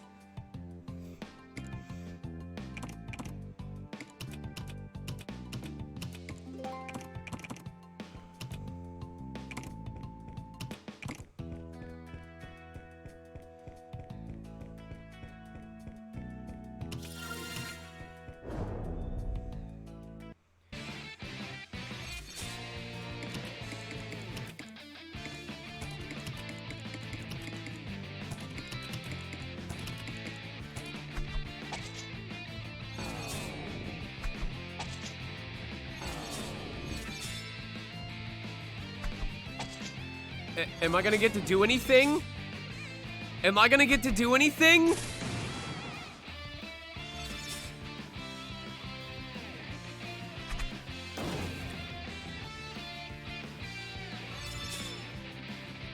Jesus Christ.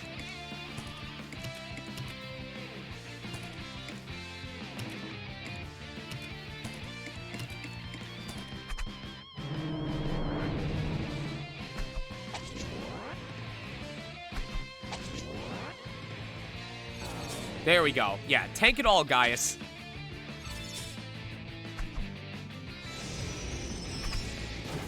Attack boost. Damn it. Wrong person. This might do it, though.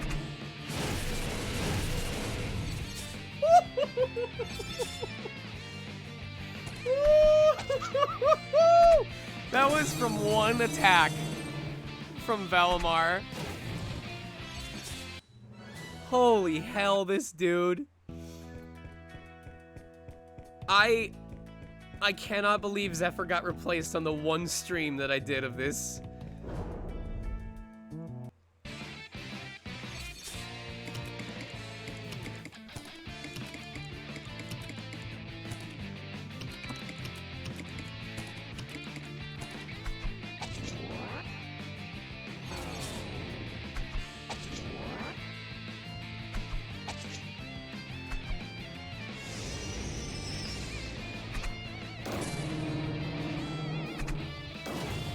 Oh, damn it.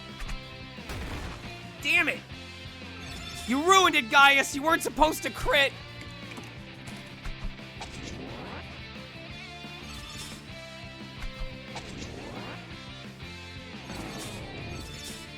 This boy is not good at staying alive.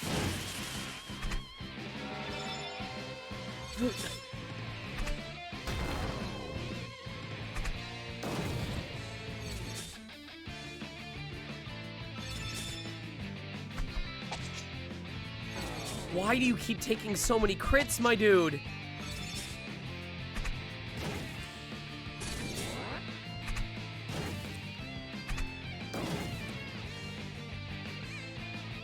He does.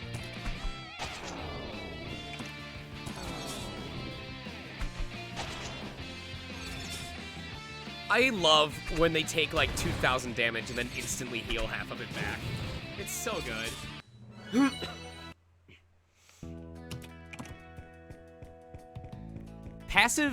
Passive heal abilities are mwah. Mwah.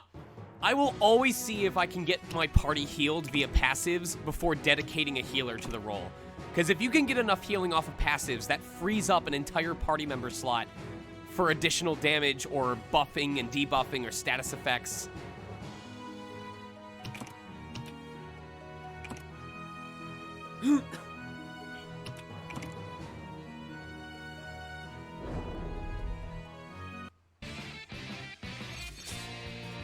So, like, these enemies are so cool, man.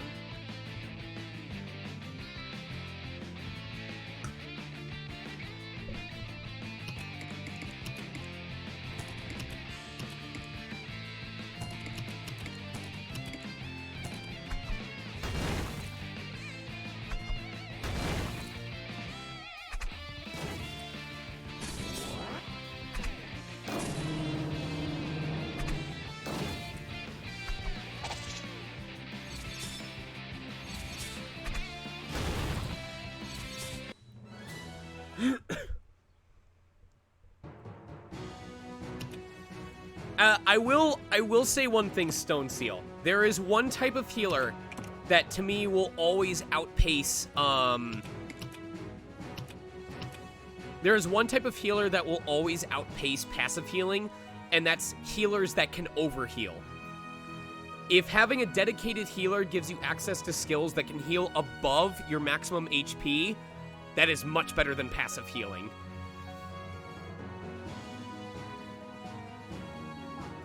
Ball, may I? It's like indirect kiss.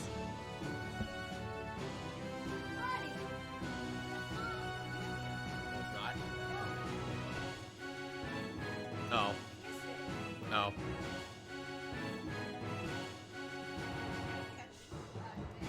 Oh, I should get off this mount and see if we can get Hyperion to show up.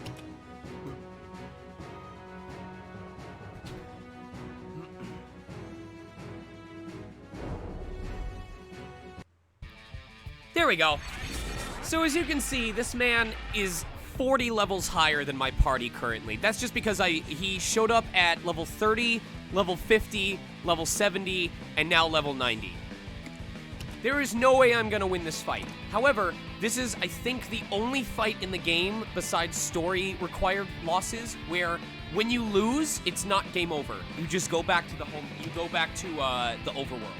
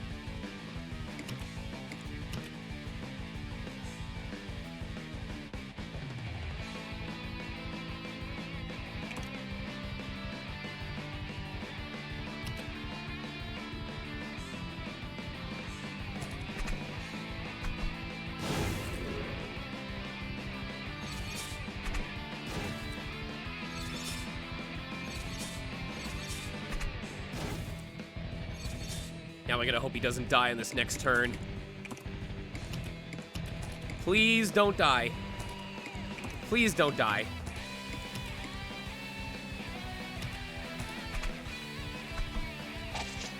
Oh, Gaius, come on, man. All right, so what would have happened is I was trying to have Gaius use his skill that removes all positive effects from the enemy. And if he had done that, this dragon does have one weakness. If after turn 3 he doesn't have his veils up, that little green symbol that nullifies any incoming attacks, he gets knocked unconscious. It basically backfires on him, and it's free damage on him. But unfortunately, Gaius died before he could do that. So, I'm not going to get to do any damage to him during this battle. It's unfortunate.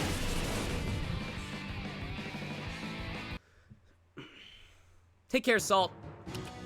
But eventually, as my party levels up, I'll be able to do more damage to him. So there's no punishment for losing to him. It just happens every so often.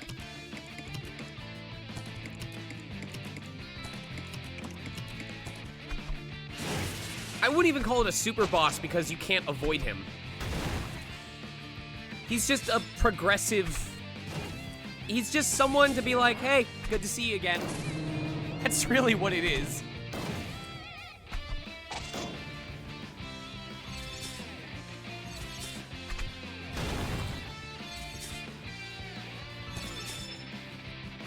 Mr. Shakedown. Yeah, pretty much. Every time you're feeling good about your party and you're like, man, I'm unstoppable. Boop! He shows up and goes, hey, how you doing? You want to wrestle?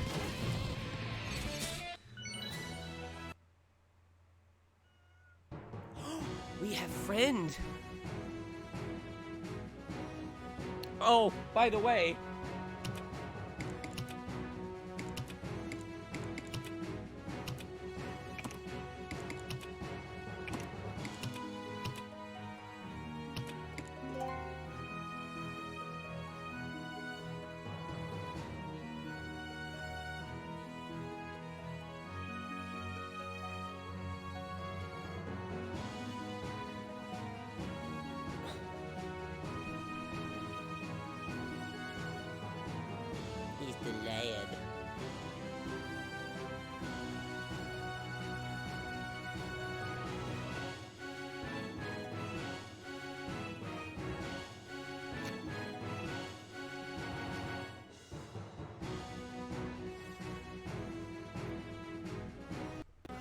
chat.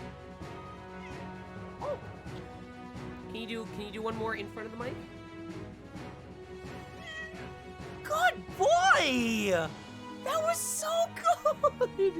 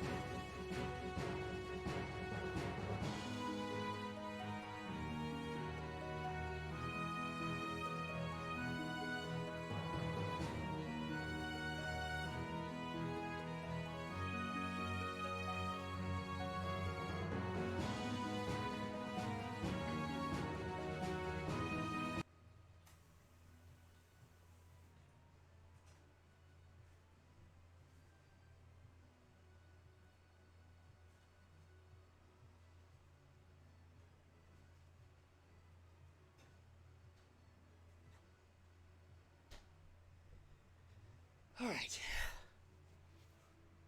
Oh, did the capture die again? Oops. I'll fix that. It's been acting up today. Not sure why, but... Computer might be running a little hot is probably my guess. I have had this on for a while. So let me, get this fixed. Deactivate, reactivate. There we go.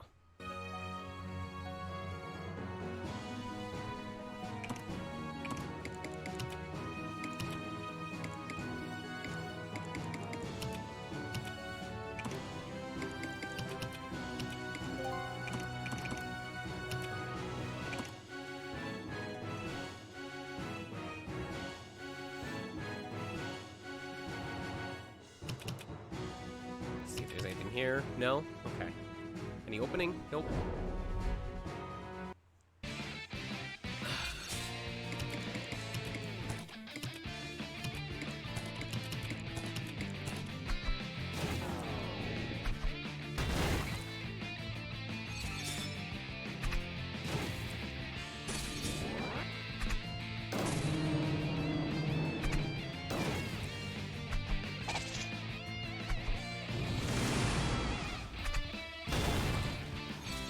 So powerful.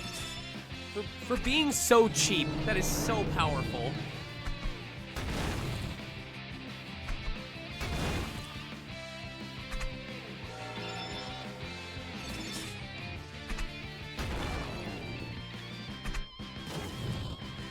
Was that his normal attack?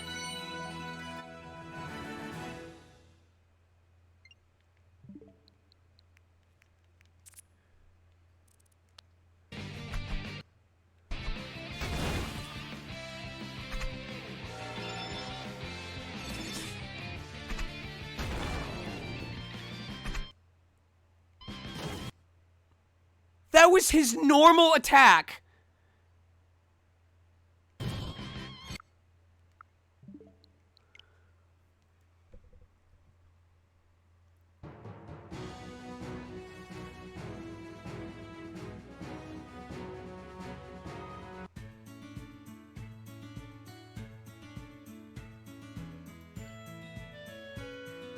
Howdy. Did you know we were coming? Don't underestimate our intelligence network. Our people have a close eye on all who enter southern Dicel. We have business with Biscuit. Or Biscuit. Oh, you came to see him? His Highness will be so happy to see you. Here you go. A present from His Highness.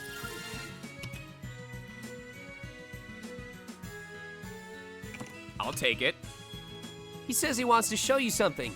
Anyway, I have work to do. Laters! Ah, I almost forgot. There's an arena to the northeast of the city. It's real popular right now among monster fans. You both like monsters every bit as much as His Highness, right? Then I'm sure you'll love it.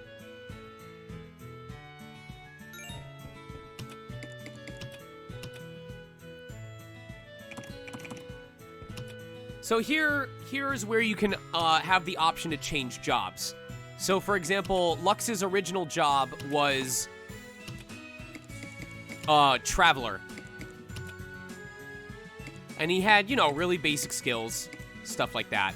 So if you change jobs, it also changes your Carmina. Or your each, in addition to the equipable Carmina, every character has their own intuitive Carmina in red. It's the 2 red spots at the top. They can have up to 2, and it's unique to that monster or character. And it's based on the job or the monster that you have. Here's the angler job that I was talking about. So his is really RNG based. Because this is like, oh, if you use this skill, there's a 25% chance that it will also use this skill. And if this skill gets used, even if it's based off a chain, there's a 30% chance it will activate this skill. I don't like RNG. I don't. I'm sorry. Lots of potential, but I like having control over my abilities. And then for a long time, I had Ira as the monster bard, or the mana bard, or the mana poet, which was the party buffer. So she could apply attack to everybody and defense to monsters. She could refill their SP. But she wasn't really that good with healing. So once I was able to get better passive healing, I decided to move her into the Inventor, which has more situational skills that no one else is able to cover yet.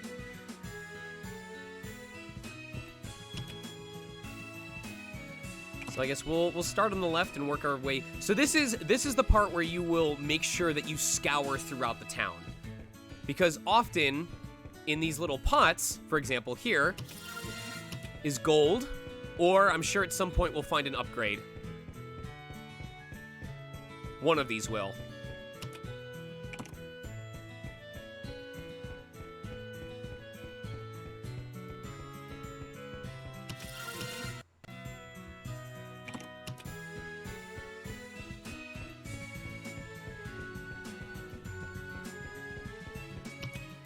South's history is a history of war. Strength is justice. The royal family has ruled this land for generations. However, a long time ago, there was once a war for the throne. Many men lost their lives. Great stories to tell your kids.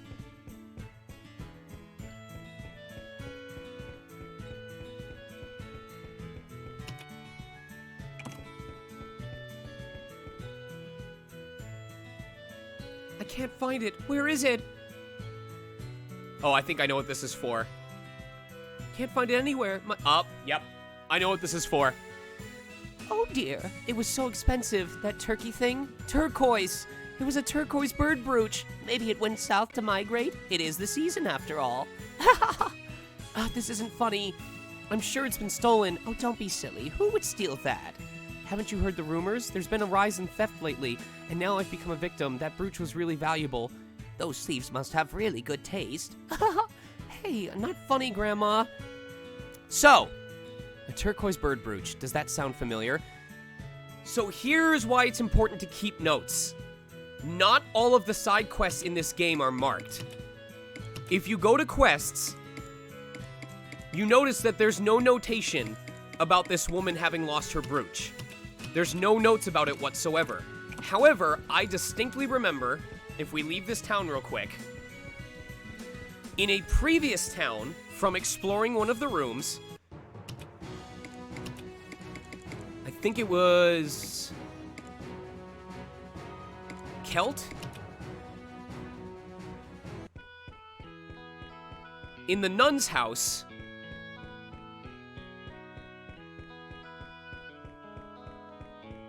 you can come across this bag.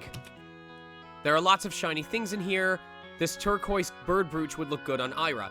If you had talked to this bag earlier in the game before going to the town I just left, this is where it would stop. It'd say, this would look good on Ira. And the nun would say, Please do let me know if you find its owner.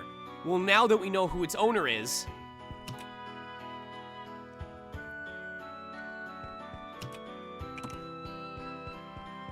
Oh, I might be able to upgrade this job real quick. Hold on.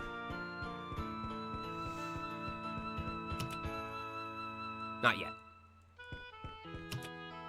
So now we can go back to the other town. Talk to the woman and be like, hey, I know where your stuff is.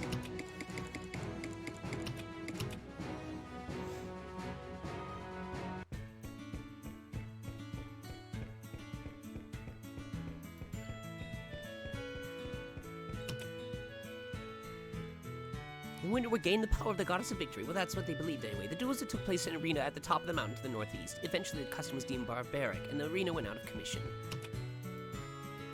My brooch. A turquoise bird brooch. Does that sound familiar? Yes, I know where it is. Okay, so how do I redeem it?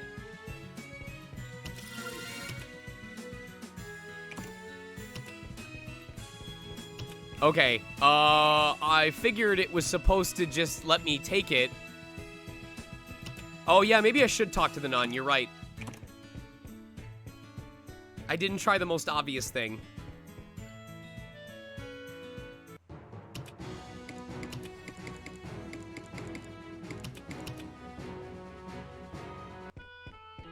This is the other convenient factor, is the fact that it lets you warp to any dungeon or town you've already traveled to. Some of these things that are, like, indicative of mobile games are actually really convenient.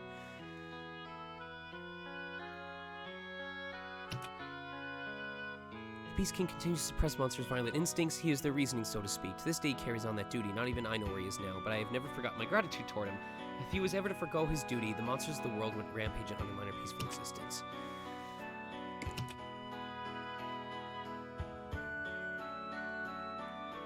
Why, then this was likely stolen from the Imperial capital. I must return it. We know the third prince personally, so we could return it ourselves directly. You would do that for me? That would be a great help. Thank you indeed.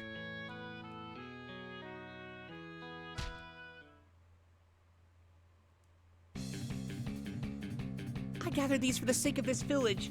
I won't give it to the likes of you. No way, Jose! Gah! Eclair. I am sorry. Huh? These items, they were stolen from the city. So, the culprit all along... But the people in this village are so nice, so I wanted them to live better lives. Join me, join me, join me, join me. Ooh, fine. I'm sorry for stealing these things. Join me, join me, join me. Good. I am glad these lost items have finally been found. I will drop this case as a monstrous joke. Thank you all for your assistance. Join me, join me, join me, join me, join me, join me, join me. Please, please, friend, join, new monster. I see. So she did this for the village. It is a good thing this ended well. It brings me joy that a spirit beast has grown fond of our village. However, she should know that we do not seek great wealth. We merely seek a life of peace. I would be happy if you could tell her that. No need. I think I understand. It seems I was mistaken. Join me. I will leave here to train and become a fine guardian spirit beast. I'll make myself useful!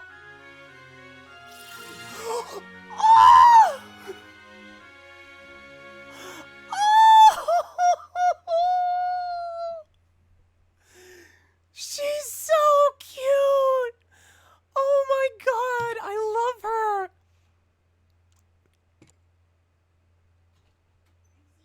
Yes, in a second. Restores 30 HP to an ally, also restores 30 HP to the ally with the lowest HP.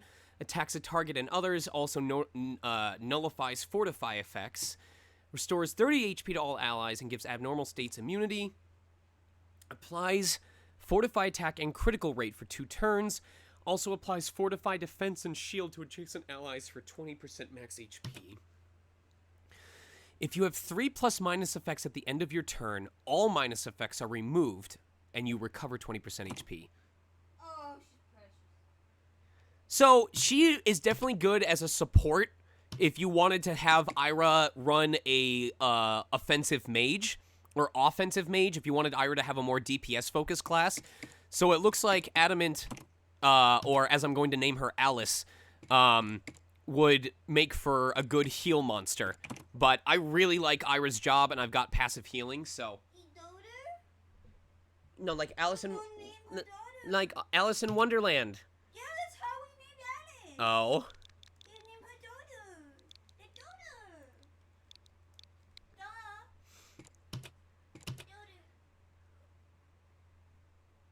Dodo. I am so happy!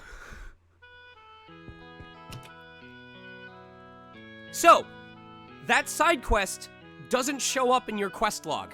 So you have to make the effort to remember some of these favors. Some of these monsters can only be recruited by doing side quests. Other side quests will give you Carmina or equipable items. I have a notepad open of all the stuff that I'm asked to do that doesn't show up in the quest log.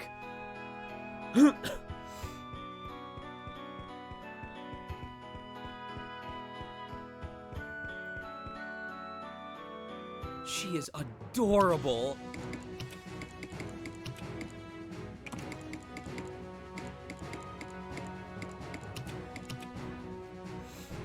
I also think, I want to see if there was another side quest I can turn in now.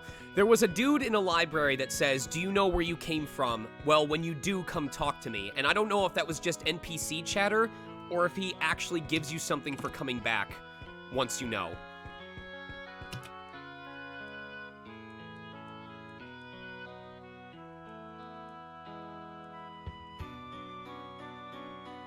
Okay, I guess I still don't know where I hail from.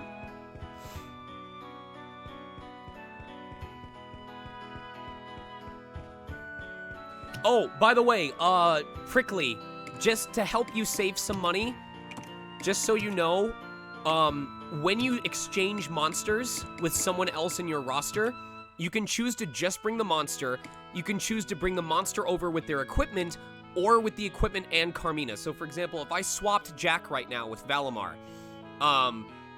if I picked this option, Jack would automatically equip everything that I put on Valimar, and Valimar would just unequip it. So don't feel like you have to buy a copy of equipment for every single monster on your team, because the only ones that matter are the two that are in your party. So you can just move stuff around as you need to. So save that money for upgrading instead.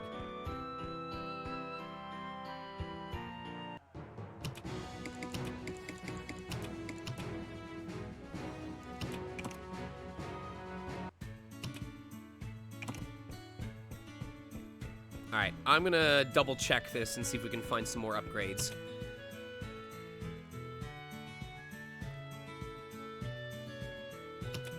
The noble folk have been keeping monsters as pets recently.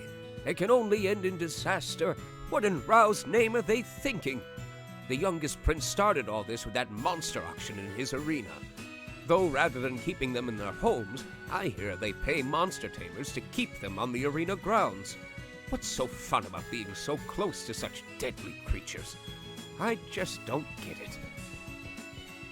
I'm gonna wait for that soldier to come back.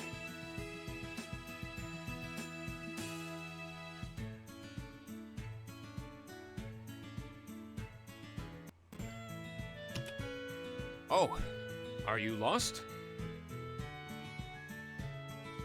Part of our job is giving directions to lost tourists. Please feel free to come to us if you ever need any help. Our duty is to patrol the city. We're here to serve and protect the citizens.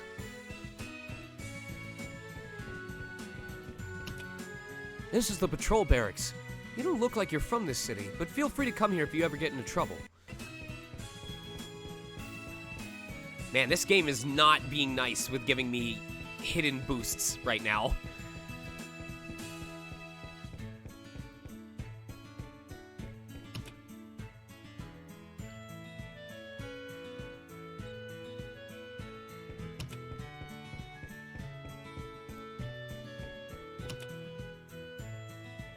It's a Claire found it for apparently it was a monster playing tricks. I wonder if monsters understand the value of things. But Rain has Ogre. You can't beat Ogre. It's too powerful. Alright, nothing there. Let's check the garden. Doggy. I'm gonna be a monster tamer when I'm older. That's why I'm practicing being friends with animals. Got no idea why, but my son loves monster tamers. I'd rather he focused on his study of swordsmanship. But since Prince Biscuit built that arena, those terrifying beasts that used to live out in the wilderness are now here in the capital. And now more and more of our kids aspire to become monster tamers. But as you could tell if you saw Prince Biscuit, even if you can control monsters, you're no use to the Empire. I really hope he turns his attention to something more productive. You're a monster tamer too, aren't you? Across the sea, I hear they control monsters for the benefit of the country. The Empire will soon follow suit, and monster tamers will be useful here, too. I know it. This is the age of intelligence over might, coexistence over oppression.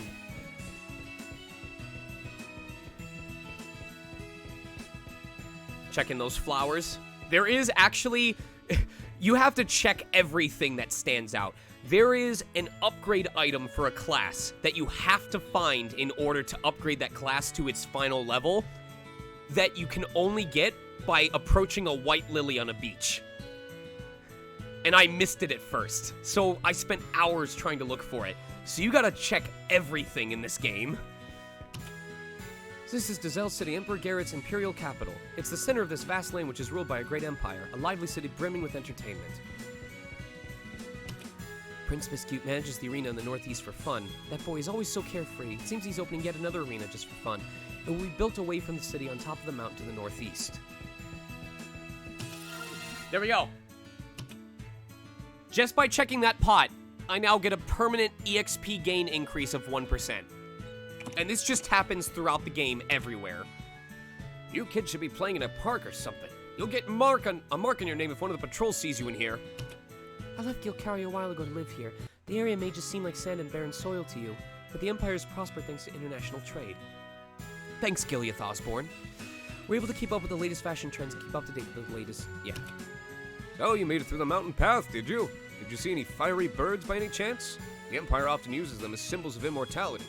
The moment of their death, they set a light to a branch of a special tree that grows in the pass, then fly into the flame where they are reborn with a new body. Yes, I tried to fight that monster. Sure is the time of your life to sell boast the one and only arena in the world where you can pitch monster against monster for your entertainment. Witness ultimate power. Yeah, Twin. So I may have to go back either towards the end of the stream or later tonight, because maybe there's like a story trigger that will make me actually able to fight that monster. Which means, what if I get to recruit a phoenix? Welcome to the Dazelle City Inn. What's that, a delivery for me? Oh, so this is one of the ongoing fetch quests. Throughout the game, the owners of each of the inns in the major cities keep asking you to deliver something to a different inn in a different city. And every time you make a delivery, you get like 2 Carmina and something else. It's my sister Snow Globe. You came here from Lanny? Wow, must have been quite the trek. I'm actually from Lanny myself, not to sell. A long time ago, my sister and I used to fight over the Snow Globe as kids. Oh, sis, I didn't know you remembered how much I wanted it. Thank you for bringing it to me. Take this as thanks.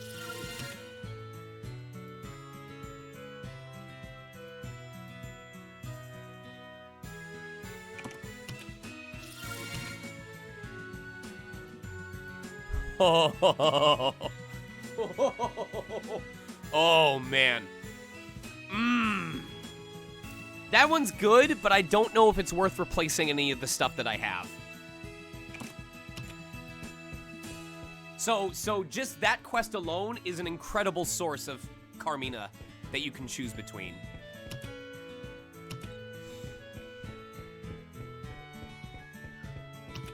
Hello. Many people come here from nearby villages. They come here to sell, buy, trade, and whatever else, but we don't see foreigners like you around very often. You need a pass to cross the border of the mountain path. They're not very easy to get, though. This has been a decent stream. You guys have gotten a nice mix of action, boss battles, town exploration.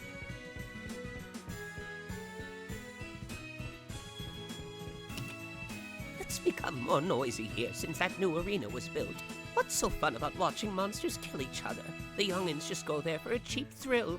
Good gracious, What in Rao's name is this nation coming to? The Grave of Heroes lies hidden over the mountains in the northeast of the Empire. Buried there are brave and ambitious warriors who took up arms to defend the weak among the fires of war.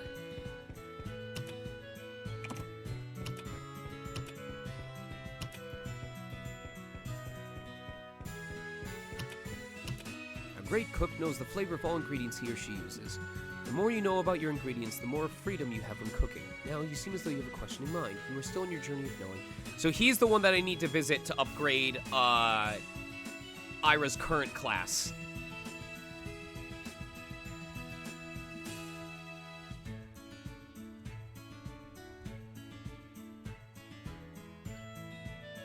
So when I find all of her upgrade items, I can go there in order to boost her up.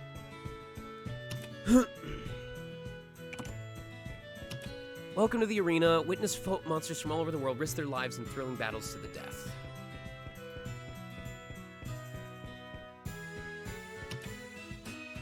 What do we got? Oh, okay. Oh, boy. Wow.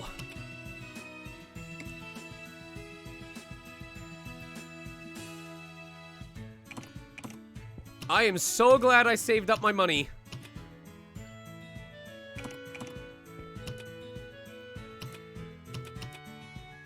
Holy shit.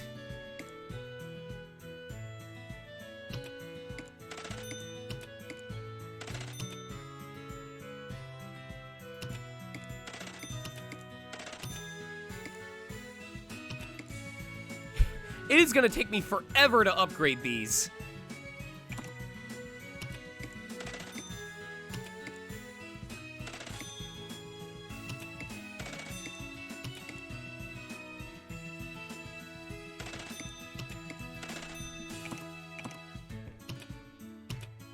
And here I thought I had too much.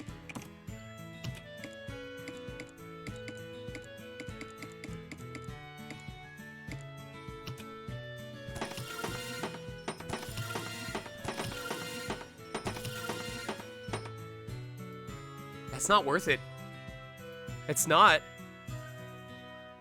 Trading 20% of my agility for 140 extra attack and losing my extra SP? Nope. Nope. Not worth it. Not a fan.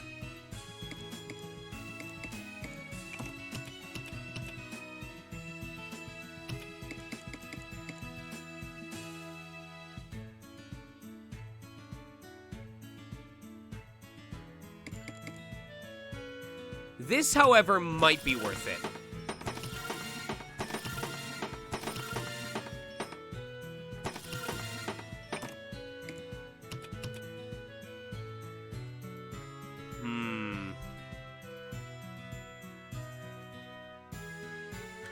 I would say this is worth it only because I'd say it's worth it only because the crit power only matters when he gets a critical. He does have a decent crit rate, but it's not always guaranteed. And I would rather that he have more power in general.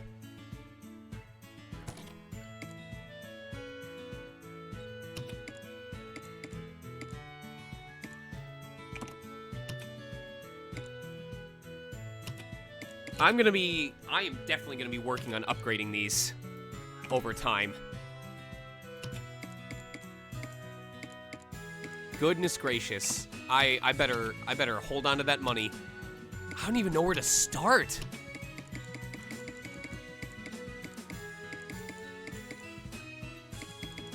This is going to be great though. So Gaius is about to get even better. For two reasons.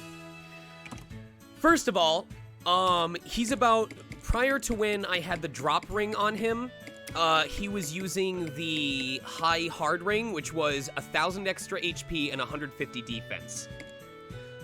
My guess is, this is just a straight upgrade. More defense, more HP. So he's already gonna get more defense.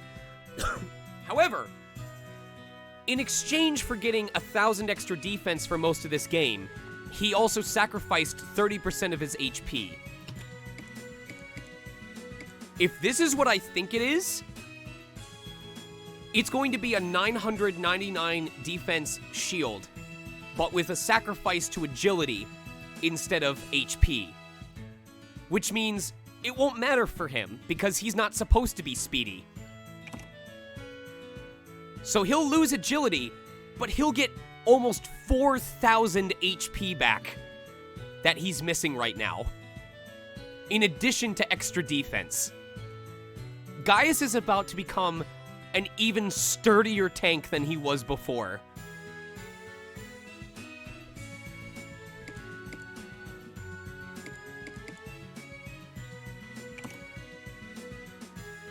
It's gonna take a while, because I have to build that money back up. But, dude, something tells me it's gonna be Gaius against the super boss at the very end of the game.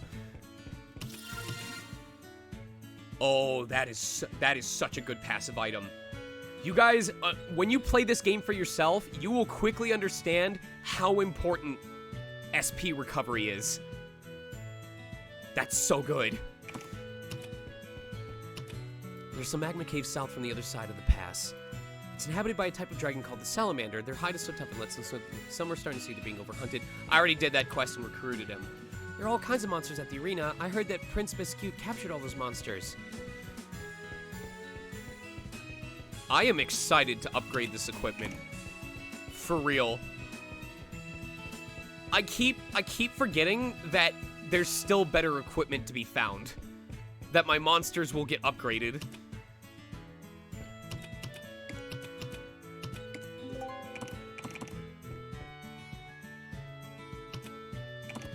I think we'll probably do the arena and then call it a stream. Did you know?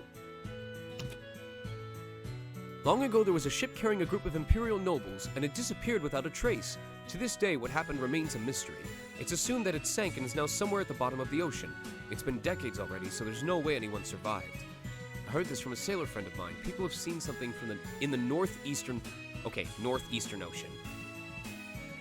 What, you ask? A ghost ship? Well, it just looks like an old and weathered abandoned ship. The sightings have reported lights in the deck. Remember, if you want to check it out for yourself, it was sighted drifting in the northeastern. So that's another thing. That's an entire side quest area that you can't access unless you talk to an NPC first. You can completely miss this if you don't talk to everyone. So I will keep reiterating. This is a game that rewards you for doing as much as you can.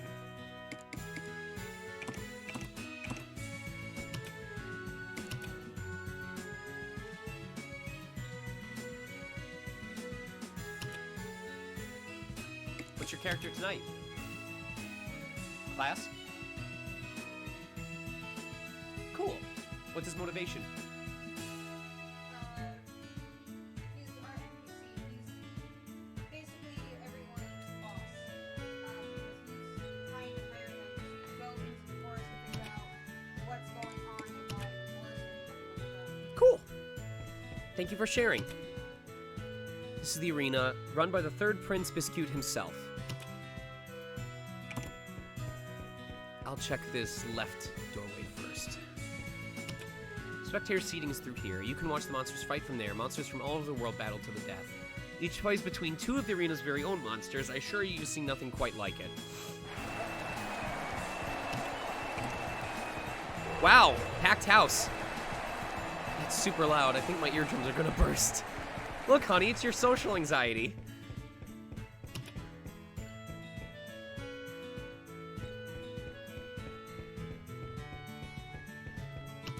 This is the auction hall. Monster tamers and monster fans alike come here on a daily basis. The crowd gets really excited when we auction a popular monster from the arena.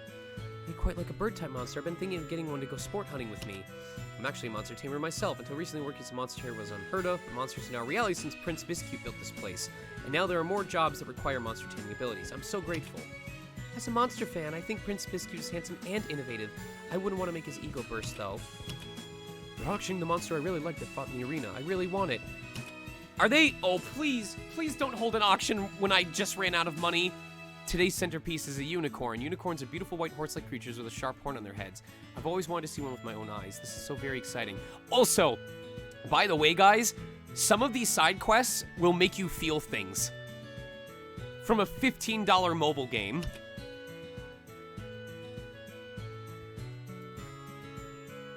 I keep monsters at home. I took it to the pet salon to get a haircut the other day, but they refused. Apparently you need a special monster trimmer. We are currently preparing the next auction. Today's centerpiece is none other than a unicorn from an island in the northwest. Please take a good look.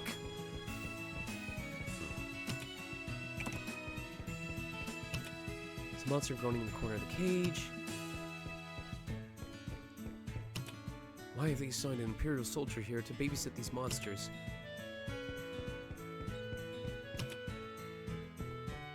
They're not happy.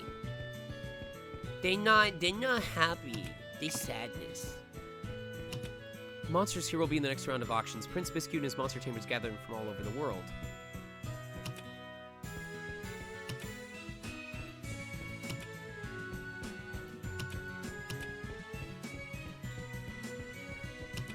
You wait right there. The monster ballerina's through here. Only staff and participating tamers are allowed in. Okay, so we can't do that yet. Damn it, I thought we'd get to do the arena before the end of stream. Fuck. Open the cages. Let them be free. See, there's a grave for ancient soldiers far north. They fought to make the Empire a better place to live. That they did. Cell castles beyond this point, only those with permission may enter. Alright, I think that's everything we can hunt for in this area. So we're gonna just check around the gardens. See if there's any hidden trees or plants. Oh?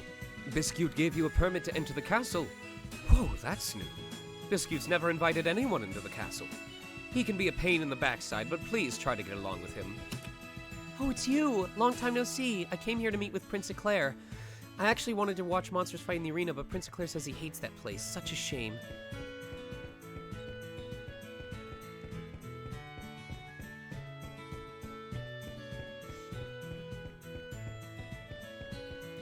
Oh, hidden area!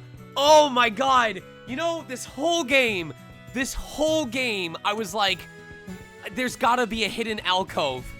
I am so glad. I would have completely missed that. I would have completely missed this. How do I get in? How do I get in? How do I get in?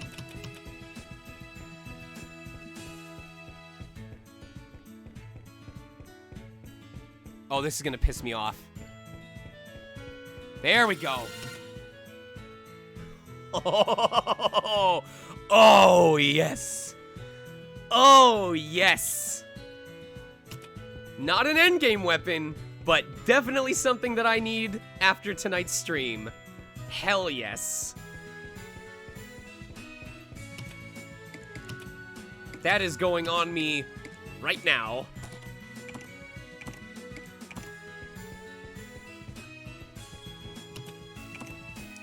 So like I said, 5 times already, check everywhere.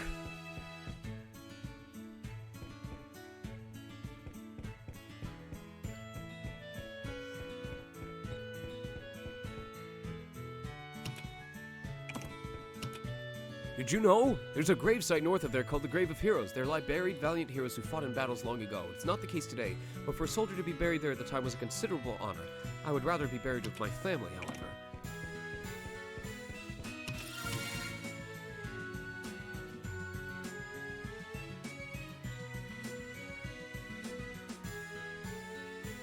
Excuse me?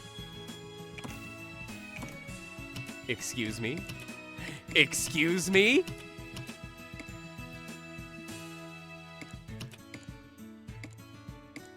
Excuse me?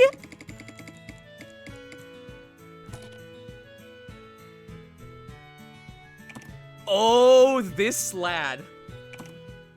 Oh, this lad. The best part of putting your favorite team together is the further you get into the game, the more you get to see them get better at their one job. All of these monsters are under Prince Biscuit's protection. I suggest you stay clear of the cages. We wouldn't want an accident, would we? I'm gonna talk to them.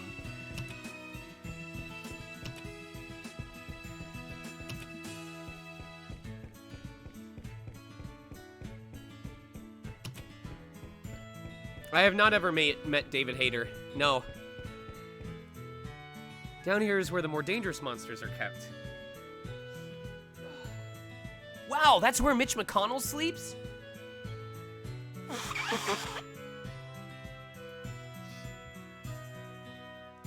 Entry is prohibited to all but the prince himself.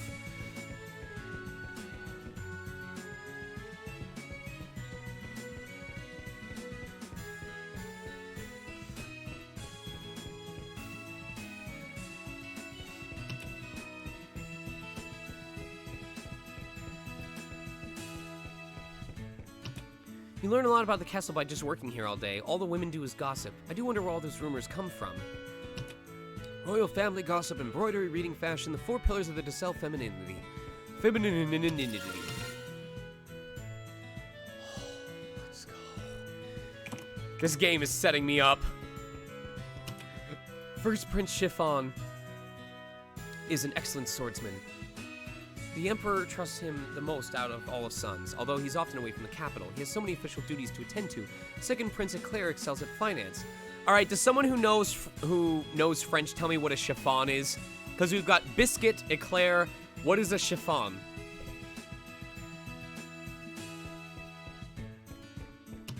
Just between you and me, Prince Biscuit was a crybaby when he was younger. He wasn't very good at swordsmanship or studying. Whenever his teacher scolded him, he'd run to the forest to cry. It was about that time that he found his ability to tame monsters, but his monster taming was not a desired skill back then, since even before his behavior worsened, he was never highly valued by anyone around him. It's a type of cake. Nice. I love theming with character names.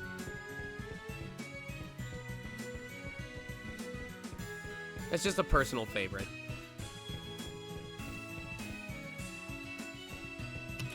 Ah, sup! This is the soldiers' main barracks. Visitors aren't allowed to prance in whenever they please. If you're looking for His Highness, he's probably in his room upstairs. Just be aware of the savage guard dog by his door.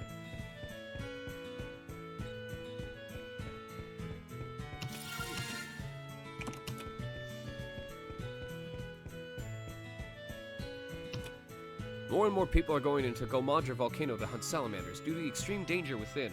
There is talk of prohibiting entry into the volcano outright. Seeing as you are a monster tamer yourself, I presume you're interested. I did stuff so out of order. I was done with the volcano area well before I got here. They're like talking about this as like it's a new area to explore, but I've already done it. The Princess of Gilcari has started coming here often to visit Prince Eclair. I was surprised to hear of their engagement considering their age, but I also hear that the Gilcarians have short lifespans, meaning Gilcari will be in full control of the Empire before long.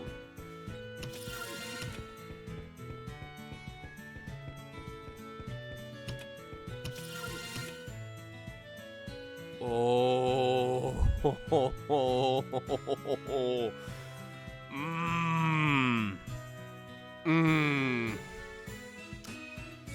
Oh.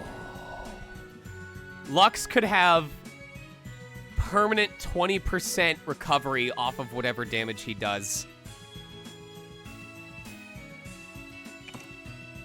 I'll have to see what it looks like when I max out its power.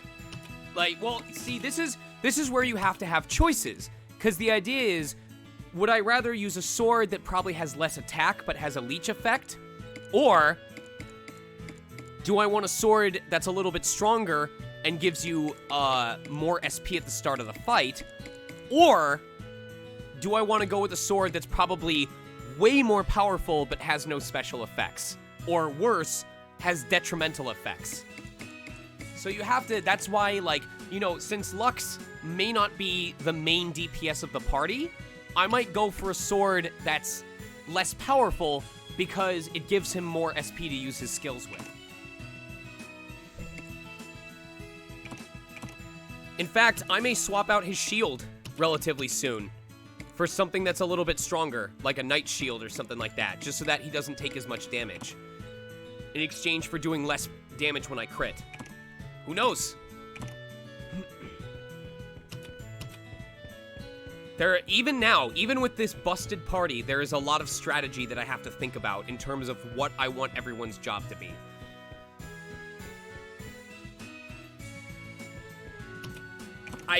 I know that you guys are probably inspired by how my party is built, but I'm telling you right now, how my party is going to look by tomorrow, this equipment is not going to be the same. Stuff is going to change, and I'm excited to see what I end up changing and why. Hey Lux, His Highness is in his room. The cell castle is beyond this point. No one may enter without the appropriate permission. Well, well, Lord Lux. Welcome. His Highness is currently resting in his quarters.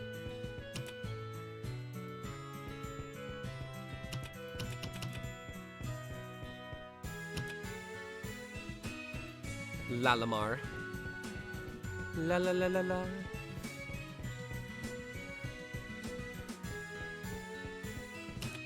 This will certainly not do. Prince Biscuit has been raising monsters within the castle. The cries of his monsters at night are interrupting my sleep. I assume you are Biscuit's friends. What is he thinking, carelessly inviting children into the castle? He has no care in the world for protocol.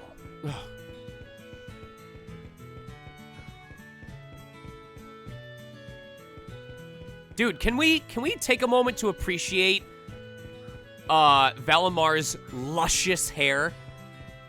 Look at that hair. Look at the bounce. That is a pretty man.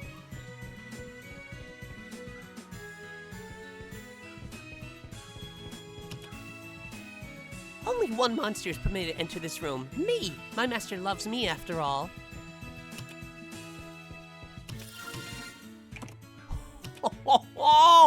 Oh my god, yes! 2 extra SP at the start of the battle. I love this.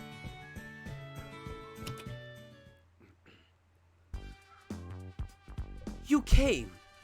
So, did you go to the arena? It's awesome, right?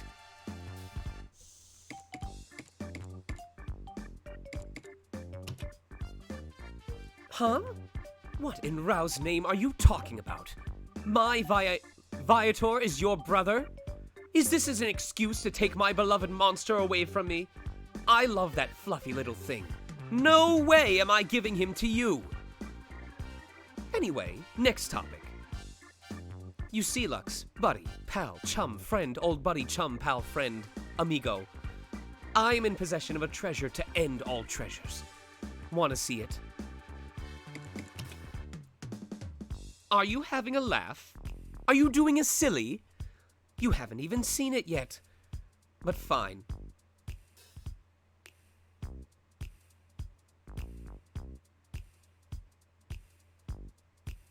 Ta-da! The Blue Moon Stone. Blue Moon Stone? It's a stone that holds the power of the Blue Moon. I looked everywhere trying to find it.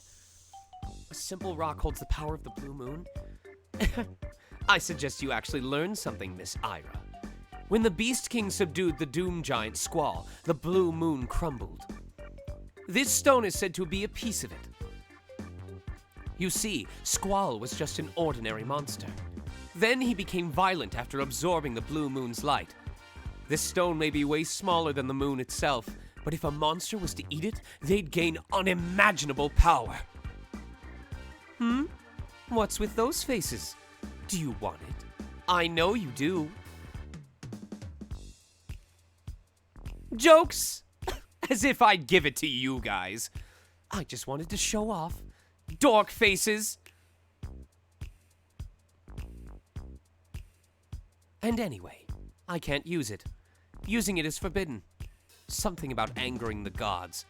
I have no idea if such a thing even exists. But as long as there are people who say it does, then who am I to say otherwise? Anyway, this is the entire reason I invited you here. You can go now. That guy's unbelievable. We weren't even done talking with him.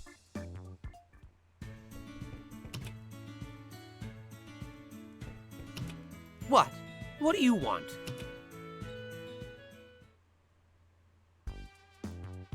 Okay, I get it. You want me to return the Viator because it's your brother? You made that up to take my Viator away from me, didn't you? I actually bought an arena in the Northeast recently. It was supposed to be a place where monster tamers from all over the world challenged me.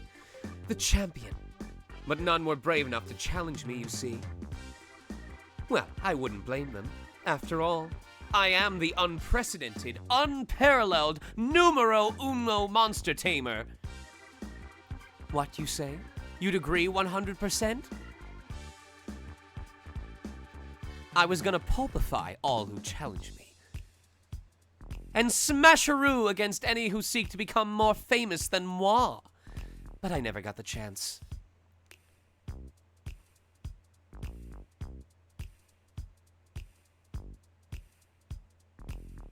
Oi! Are you even listening? Anyway, if a challenger somehow wins, they'll be given...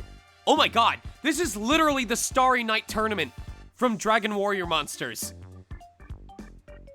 This just became Dragon Warrior Monsters. Win the Monster Arena tournament, and you get your wish granted.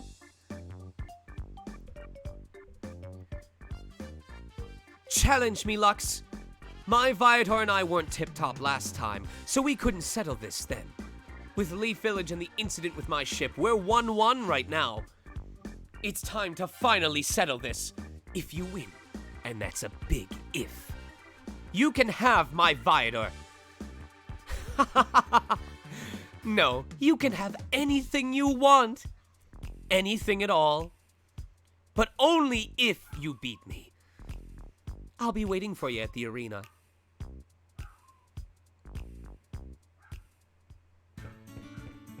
I'm doing okay, James. We're having a blast with this game that I discovered.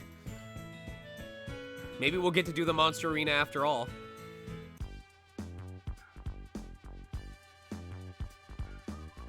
Biscuit, what in Rao's name is going on here? We're about to have a duel. A monster tamer duel. Pitting monsters against one another is barbaric. Certainly unbecoming of a prince. It's not like you have to join in, brother. I'm just doing it for fun. Lux! I'll be waiting for you at the arena. But there is a catch, Lord Lux. Do you have a monster that can fly by any chance? You will need one in order to reach the arena. Easy peasy. A real monster tamer can catch one by himself. But your height... Let's go already. No, Biscuit! You come back here this instant! Nah. From Desalport, there is a place known as Dragon Rock Valley on the route towards Ohana Beach. Perhaps you could acquire a dragon there. Feel free to use this. Hurry up, Lalamar! So it begins. Let's get down to business to defeat monsters. Affirmative.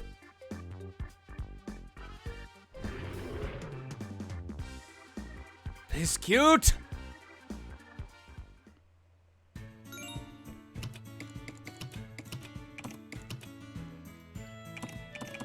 Alright. I already know how we're gonna finish this stream. Because I can technically go until 8:30. I believe this is where you get your final travel mount of the game.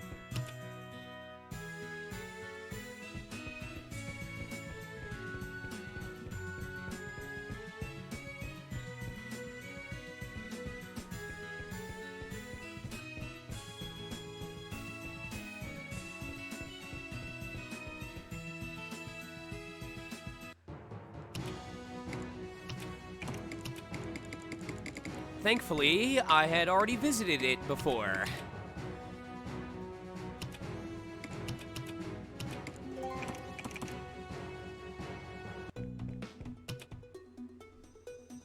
Fast asleep. Talking won't wake him up.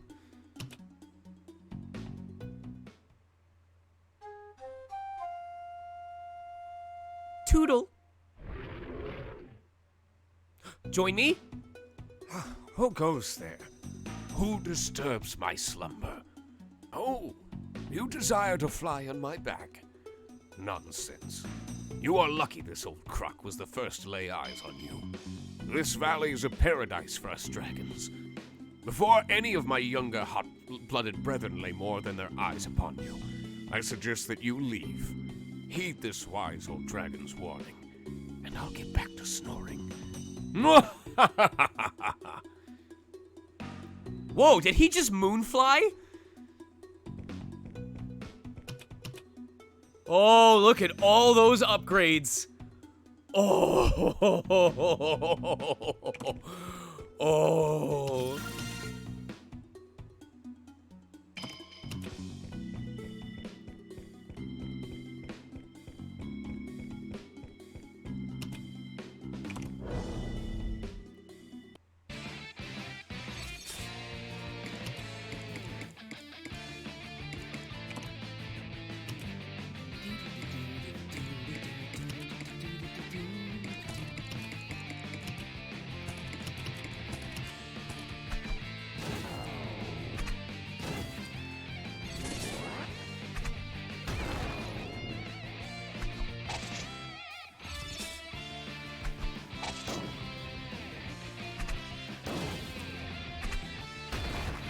Oh, so close.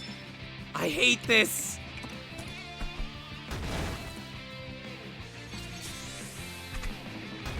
So, because I swapped out my weapon for the one that gives me more gold, I unfortunately have less starting SP, which means I can't use my multi-hit, or my AoE ability from Lux. So battles are gonna take a little bit longer. But to me, it's worth it, because that means I won't have to spend as long before I can upgrade stuff.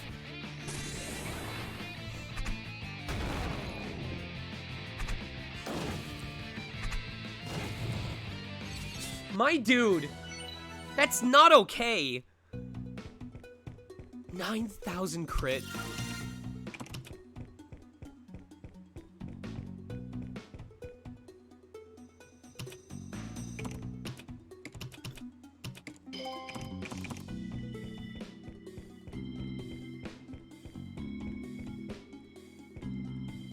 Oh, hello.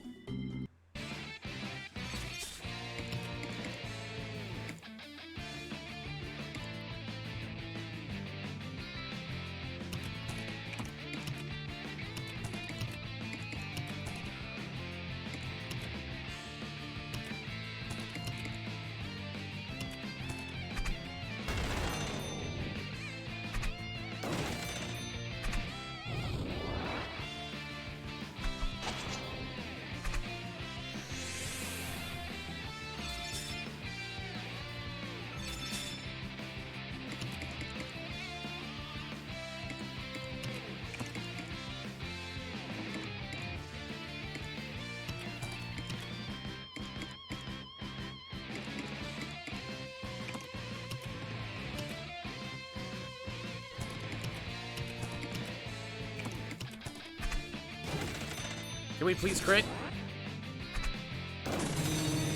Can we please crit? I want more money. Yes! Give me that critical. Delicious crit. One more.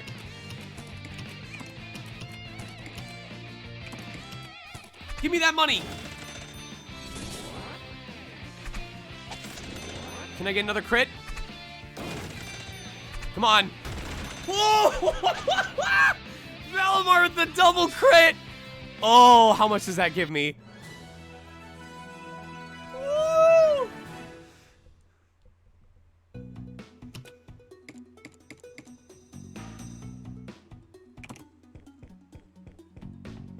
This man looks scary. I'm gonna put actual equipment on him.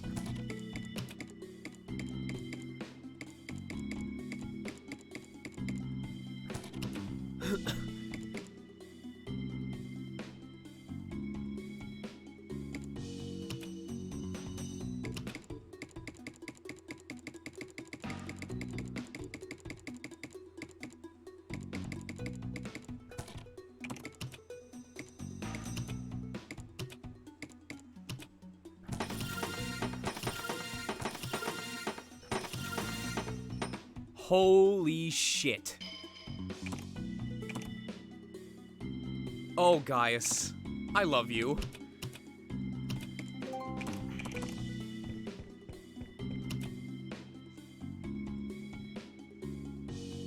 Well, hello there, little human children. Fancy seeing you here. You can speak our language? Of course. I'm the child of a noble dragon and a clever and wise human. You may be surprised to know that I do not hate humans. I could even lend you my power if you wanted me to. On one condition. You have to beat me. Oh! Oh! Oh! Oh boy. Oh boy. Okay.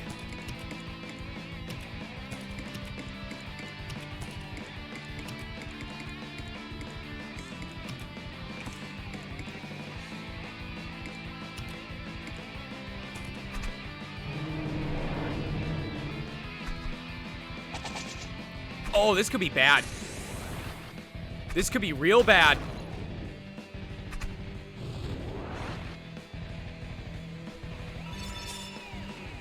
Thank you, area heals.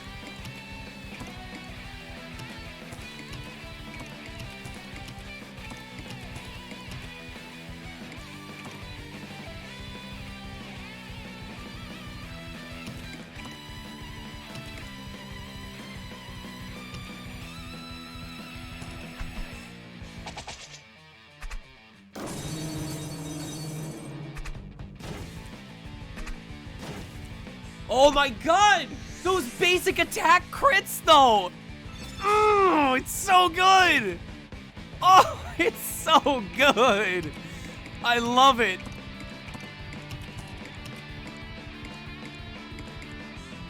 Alright, I'm saving up for Crumbling Strike.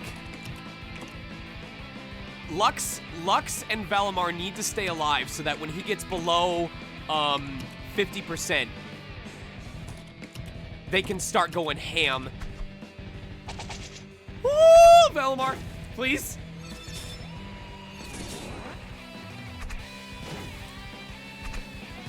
Valimar might be dead. This dude's probably dead.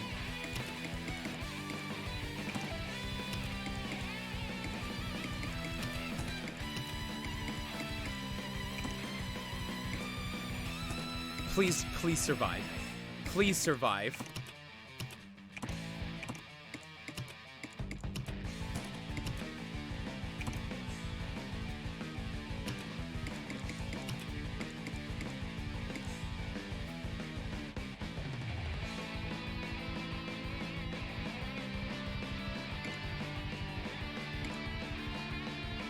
Oh, he's gonna die.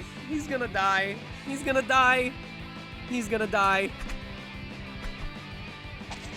Oh! Oh! Ah!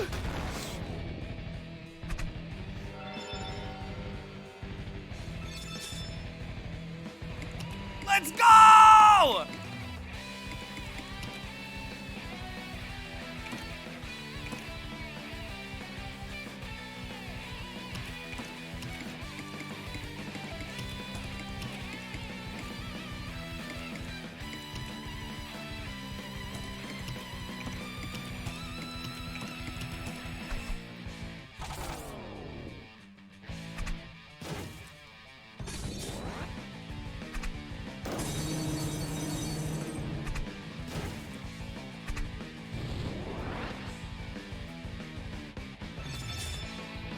Here we go. This is where the magic happens. This is where it happens. Let's see some damage.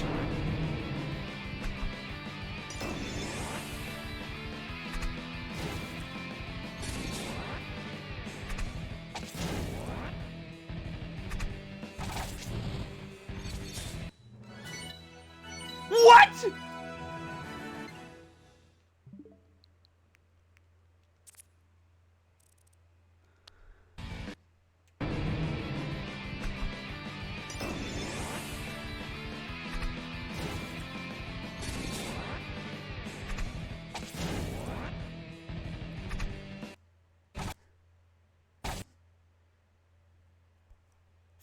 40,000 damage in one attack.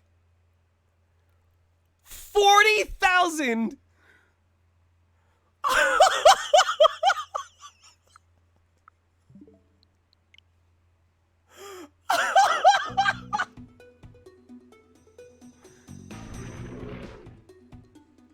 This is great, is it not?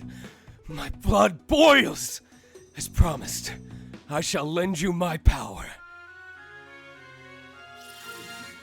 Oh, it's a she. Unleashes a powerful attack on a target. In return, applies flinching to a random ally for 1 turn. Applies fortify critical rate and fortify attack to all allies for 3 turns. In return, you gain... So, the way instant death works in this game, when they apply instant death, it's a countdown timer. And then when the instant death hits 1 on your next turn, after that character moves, they take damage equal to their maximum HP. And the only way that you can avoid it is if you use a skill to remove it. Which actually is something that Ira can do with her current job class. Attacks a target and removes all plus effects. Also nullifies fortify effects for 2 turns. Unleashes a powerful critical attack on a target and adjacent targets. All allies gain flinching for 1 turn from the sheer power.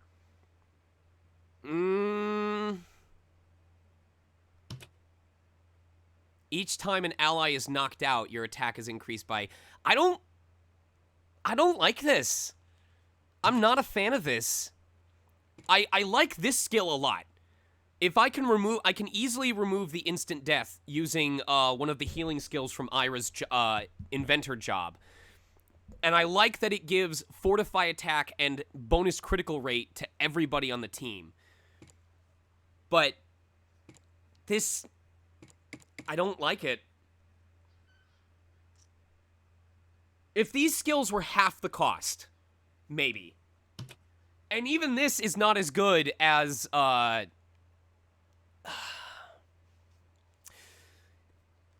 However,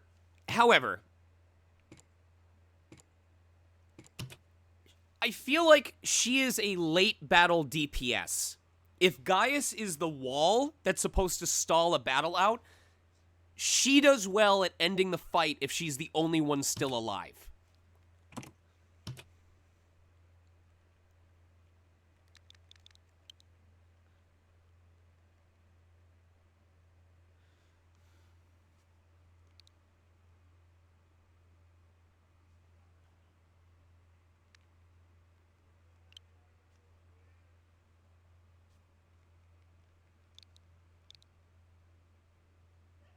I'm trying to think of a good name.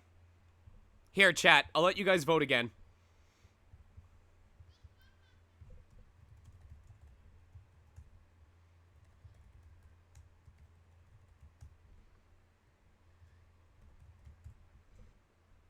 Hold on.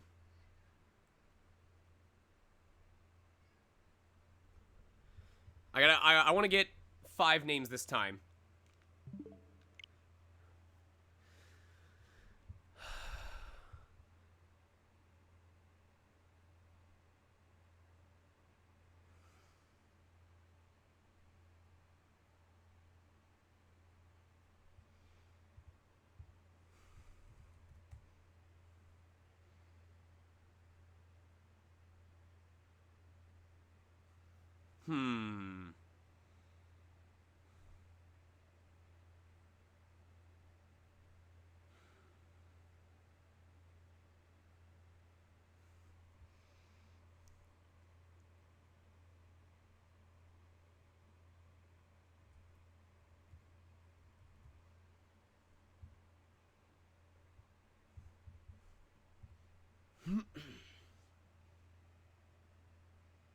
Oh, I don't know if I can do Brunhilde. It's too long.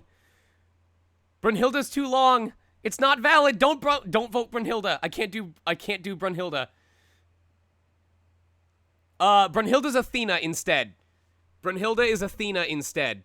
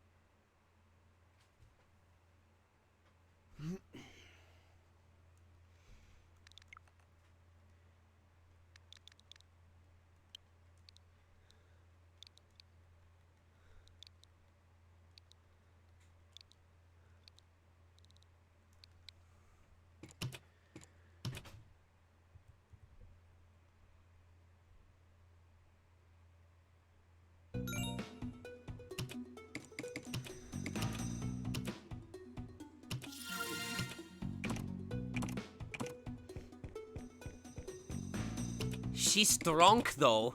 Strong lady.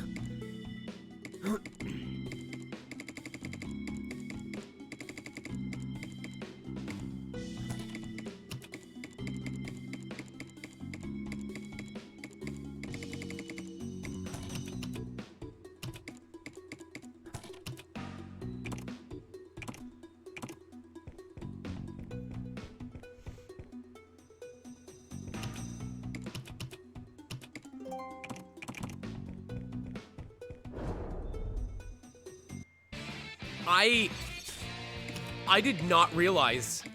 I mean, I'm glad that he turned out just as powerful as I had hoped, but I did not expect Valimar to be that strong. I'm willing to bet that Carmina played a role too. The Carmina that boosts his crit rate and his crit power based on his remaining HP. Because he was at like, what, 40, 30% when he did that?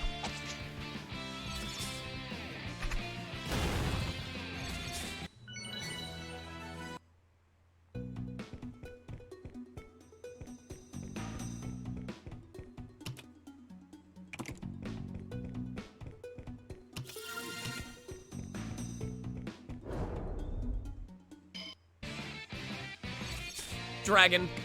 Just Dragon. That's his name now. Dragon.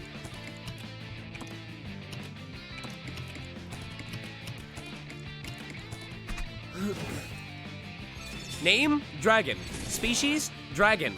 Type? Angry.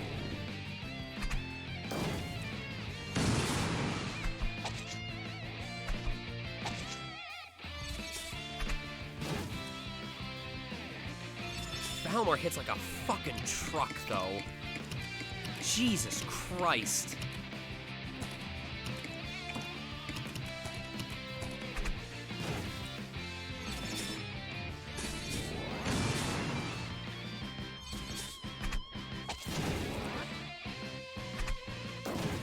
Valimar, stop.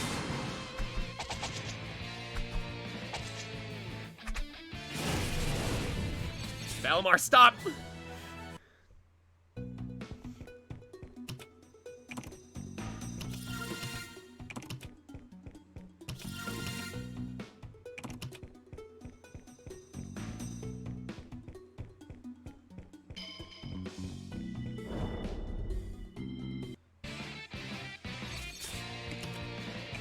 Oh, if he just had 2 more SP.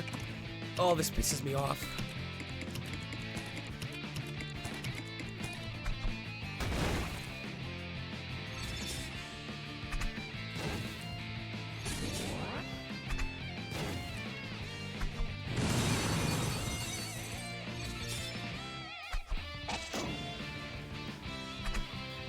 That's right. Hit Valimar. It only makes him stronger.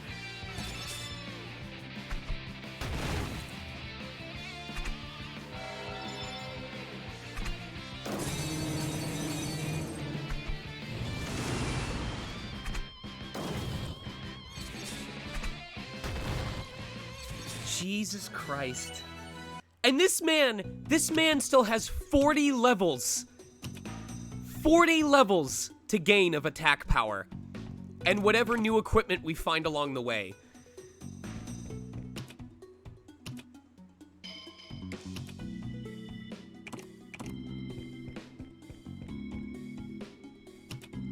I'm gonna be honest, I might have to put the anger ring on Lux and put the attack power ring on him instead.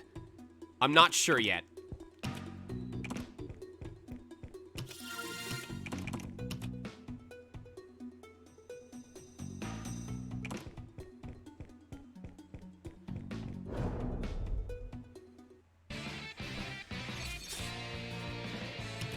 It is just circumstantial. I have used Gaius for the name of a golem before.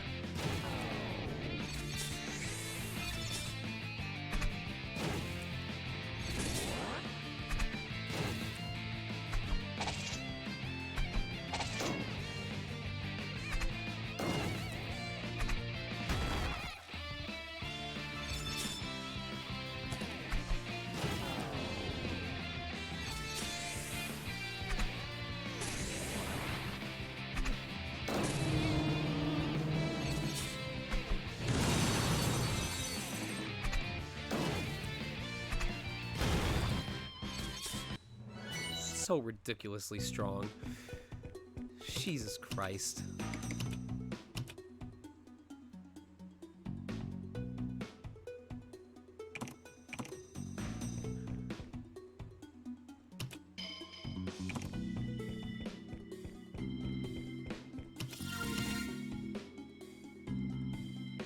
Nah. Nope. Not for 10%.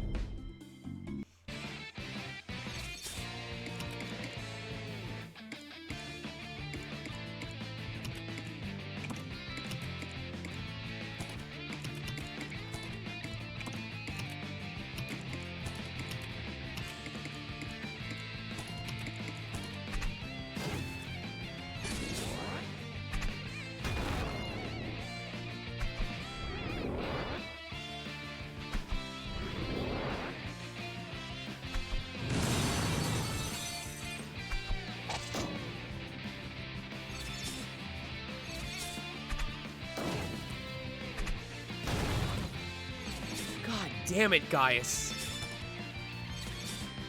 The dude is so strong. I'm sorry, Zephyr. I'm sorry that you got replaced, man.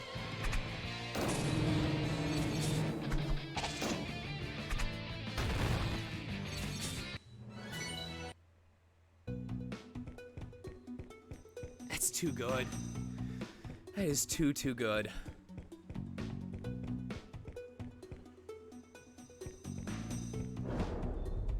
He was a cute birdie, and he served his purpose quite well throughout most of the game.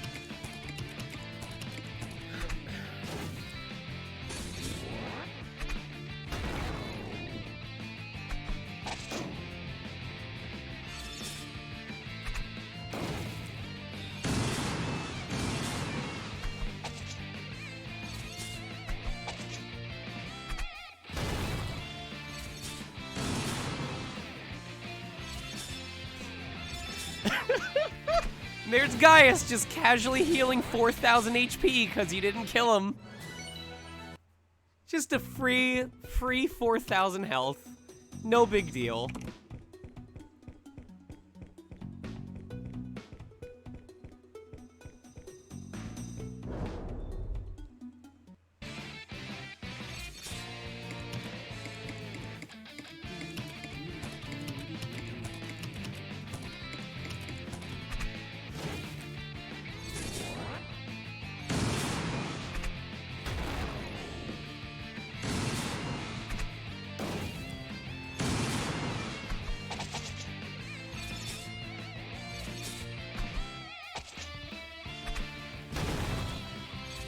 Keep doing this, my dude. This is not okay.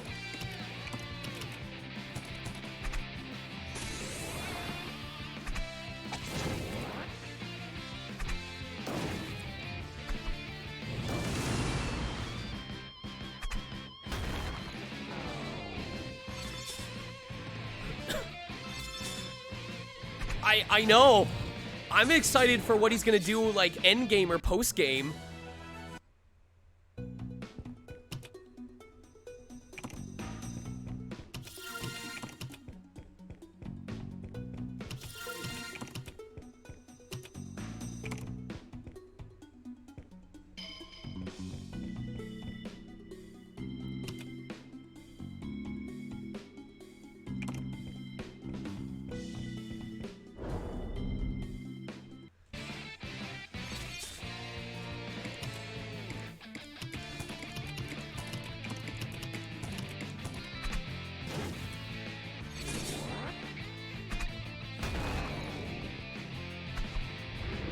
At this point, Lux and Ira are just here to help. They're not doing any of the work. They're just here for moral support.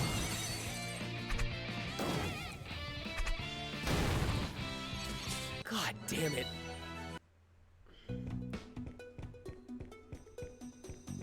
It almost saddens me that they're so good, because I want an excuse to use more of the monsters in this game.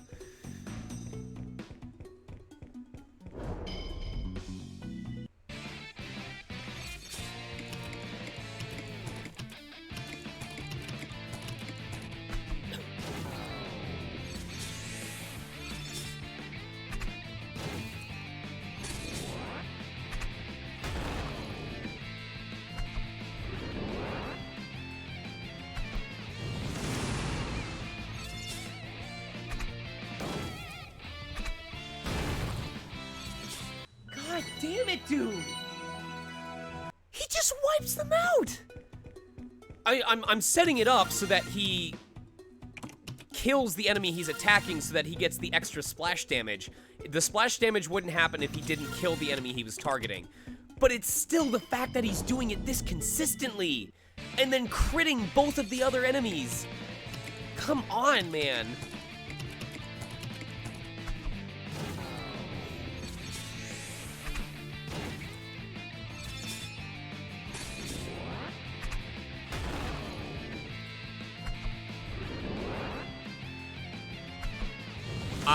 If you're gonna Nuzlocke it, Prickly, you had better be ready to overgrind. I'm telling you right now. Because some monsters, like, if you end up, like, down to, like, only 5 monsters you can choose between, their skills are all over the place.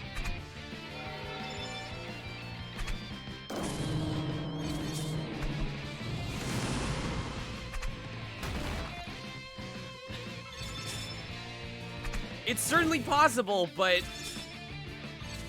one bad boss battle, I'm telling you, some of these bosses do not care. Like that. Look at that. From full health to almost dead. It could just happen without any warning whatsoever. I think you're setting yourself up for a real bad time.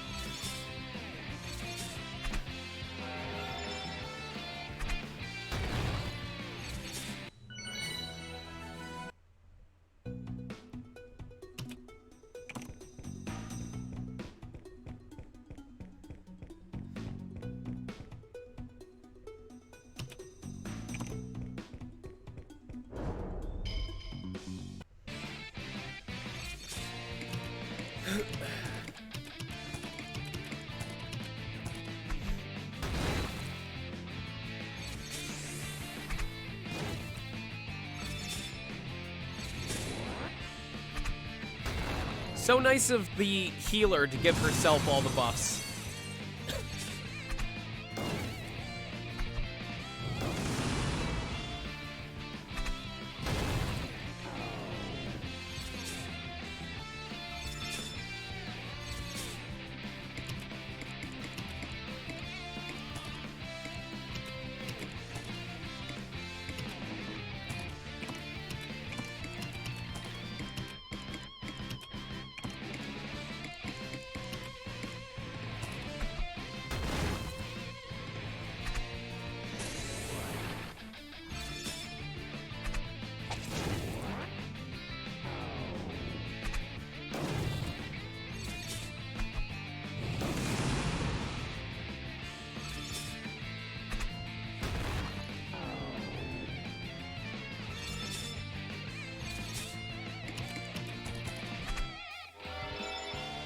That makes sense, because you'd also get a good feel for what each boss is capable of doing.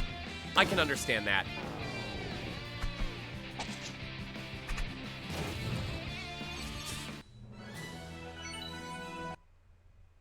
For a $15 mobile game, Paper Bag, you can get this game right now for 15 bucks, or if you're willing to play it on mobile instead, for $8. Hey guys! I found Valamar's new weapon.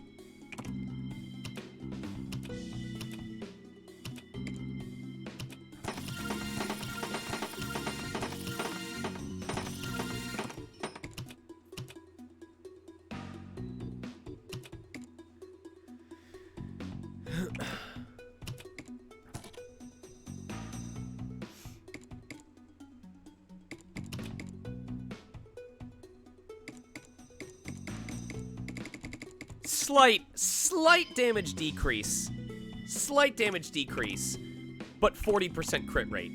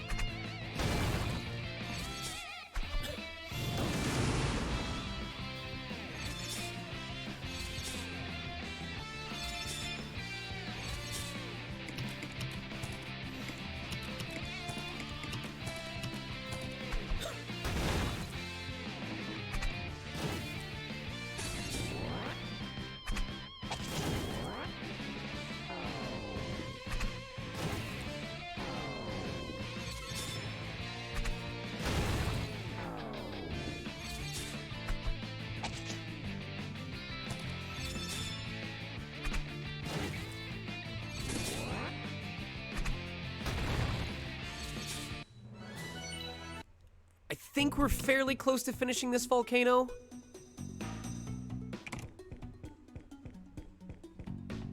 I want to say the boss is probably in the next room.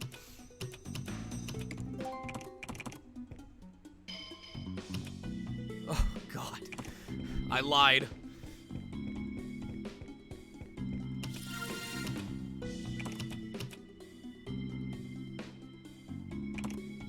Oh, we have to go all the way back.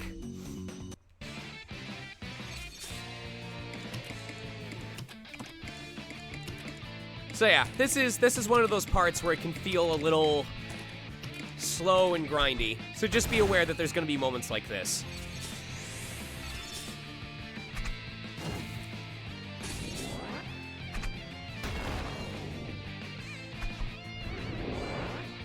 Give me that crit, baby. Give me those crits, baby.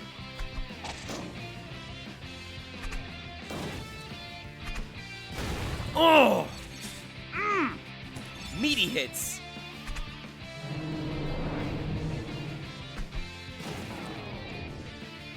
I cannot believe that Gaius was in triple-digit HP 3 times during the fight against Valimar and managed to stay alive every time. I honestly thought we were going to lose that fight. I thought I was going to have to restart at least once. By the way, I didn't get to show this because we haven't lost a fight on the first try. One of the other convenient things about this game is if you die, the game will give you like a little tip screen overlay and then ask if you want to return to title, basically where you last saved, or if you just want to restart the fight. And that's really convenient because if you think you have what it takes to beat the boss and you just had a couple unlucky turns, you can just restart the fight until you get some good RNG in the first few turns and finish it, which I think is really nice. It doesn't punish you, it doesn't take anything away. It's just literally, hey, if you think the game was just unnecessarily cruel to you during this attempt, you can just pick up and try again. Pretty much not hated. Thank you for the subscription, Tempest Demon Arashi.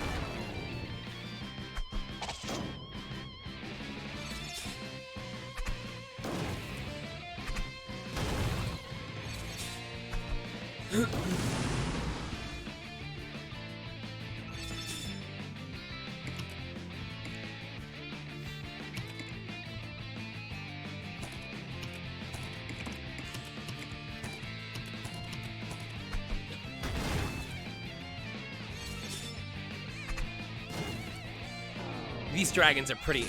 I'm telling you guys, this game deserves your money. This game absolutely deserves your money. I know that you've spent $15 on something that you would regret more than buying this game.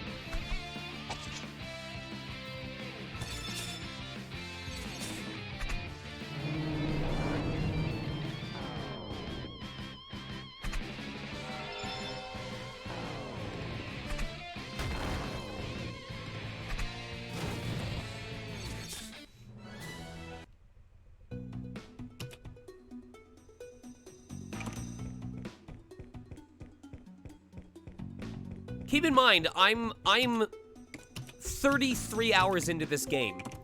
You guys have only seen 3 hours of a 33-hour save file.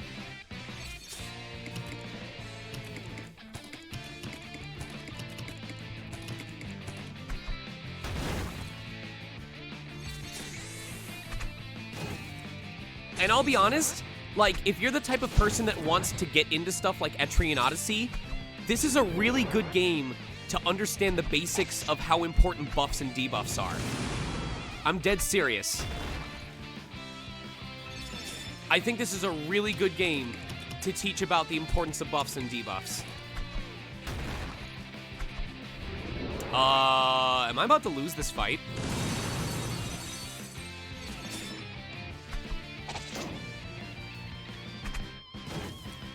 Valimar. Thank you. God damn, Valimar. Jesus Christ.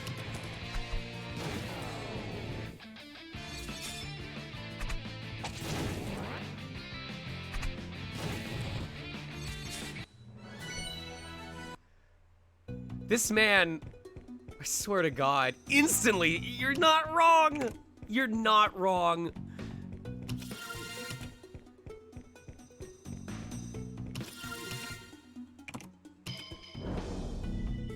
Casual 9K bonk.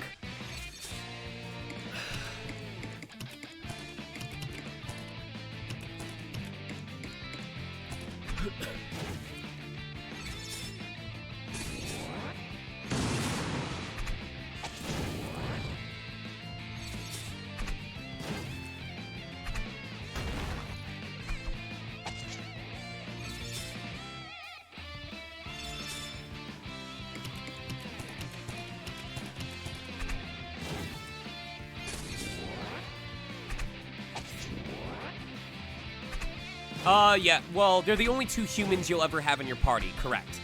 Everyone else, it will always be Lux and Ira, and then your remaining 2 slots will be monsters. And to my knowledge, there isn't ever a point where you can remove Lux or Ira from the party. So you're just swapping out the 2 monsters based on your needs. I didn't actually check what that did.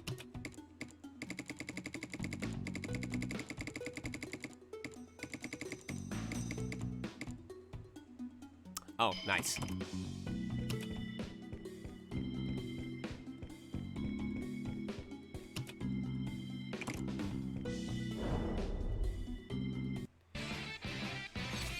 The dude hits hard! What can I say?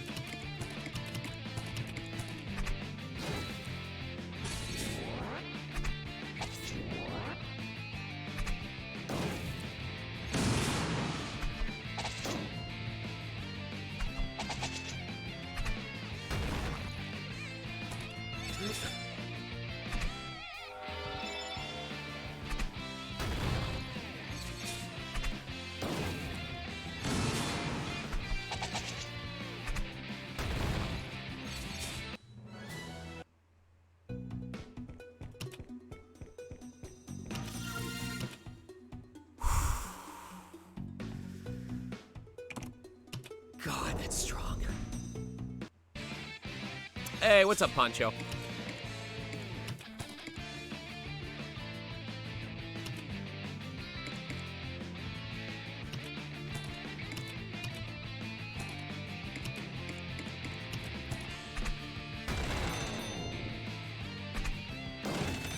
Give me that money. I know.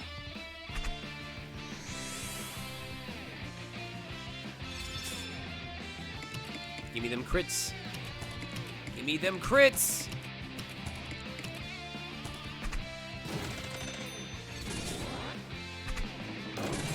That's not a crit.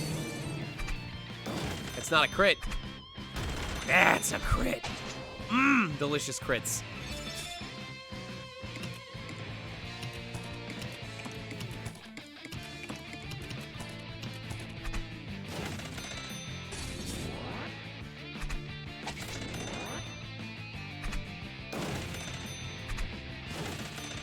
I will take those crits gladly.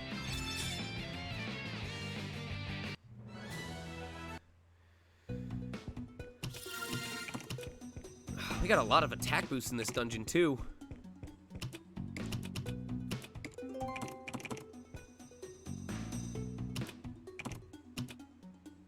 Are we almost there yet? Please.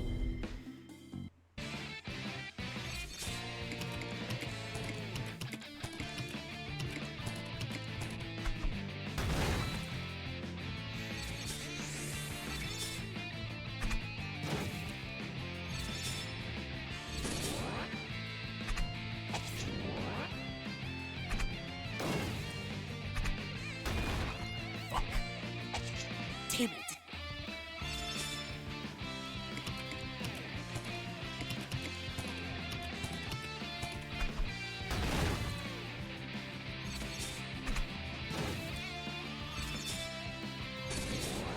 Okay, good.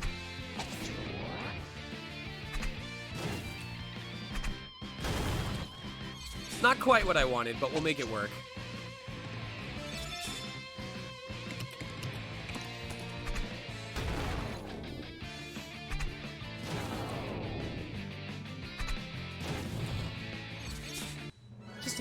Just a casual 4K on his normal attack. What a god. We're getting all these attack boosts.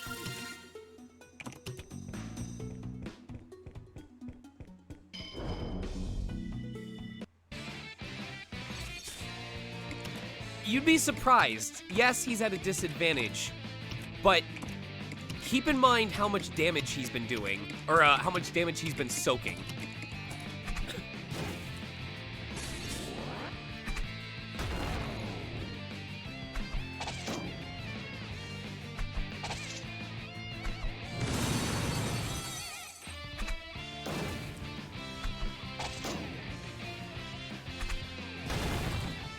Jesus Christ, Gaius. Come on, man. Give him a chance to breathe, at least.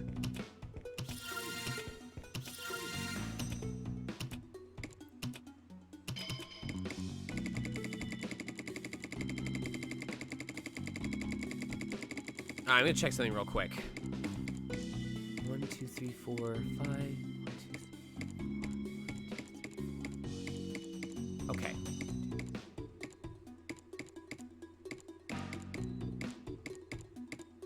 All right. So we are on pace to upgrade the Outlaw.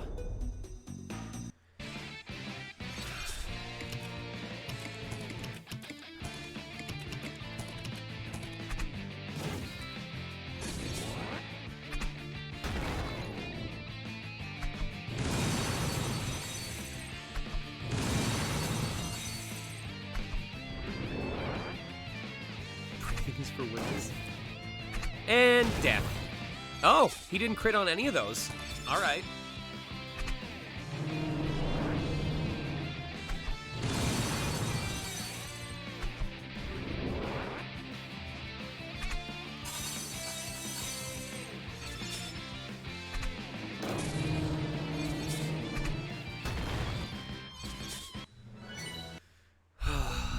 Please, boss.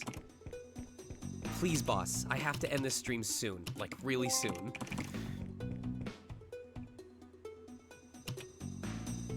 Oh my god. Alright. You know what? I gotta call it. I gotta call it. I promised my wife I would be done by 8:30. If you want to know what waits at the end of the volcano, you're gonna have to find out for yourself. But I hope this was enjoyable. Yeah, we're not gonna finish anytime soon, but I have one last winner to pull. Hey, Arashi! Do you want a copy of the game?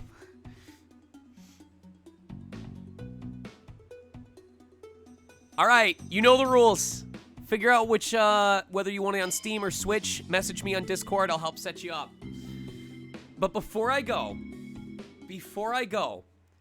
there is another game that was introduced to me called Monster Sanctuary. I may have to show this game off next week.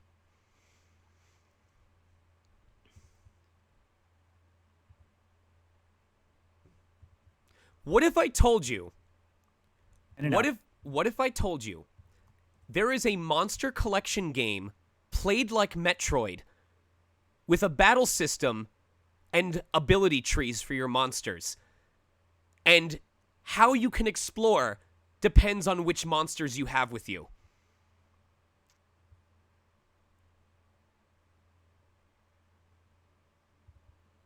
Check this out. Check this out.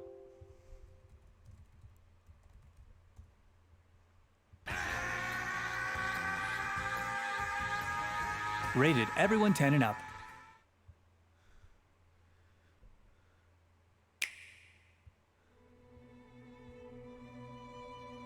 This is next week's game showcase.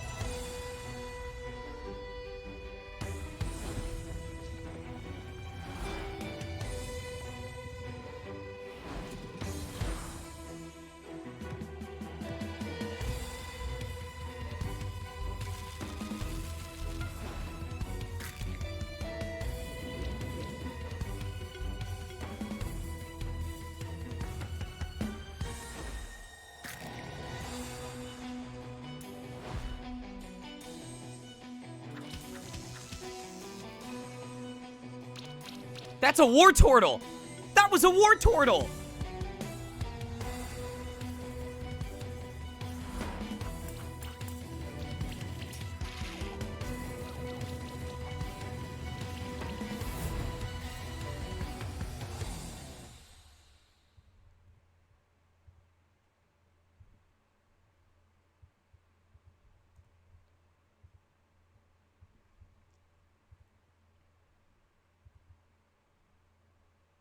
So, yeah.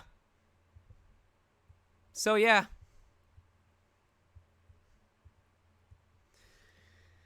So, yeah. Monster Sanctuary, Monster Viator, both available on Switch. Monster Viator is only Viator is only $15. Monster Sanctuary is $20. I will be showcasing it next Thursday if you want to wait and see how it feels. But in the meantime, please give this game a look-see. Check out other games by Kemco. I'll admit, I haven't played any of the other games by Kemco. Excuse me, by Kemco yet. This might be a diamond in the rough of their gaming history. But I have enjoyed every ounce of this. Every bit of challenge, the story.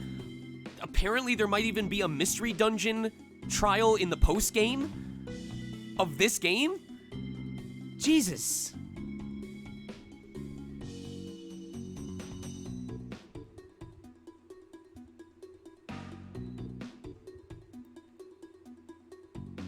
I'm gonna be honest, Stargrasper. I'm gonna be totally honest. This might be one of the only Kemco games I show off on stream. But I'm probably gonna start playing a buttload of Kemco games on my own time. Like, they're gonna be my casual, wind-down, relaxing games. Let's give some love to Hatsu Queen.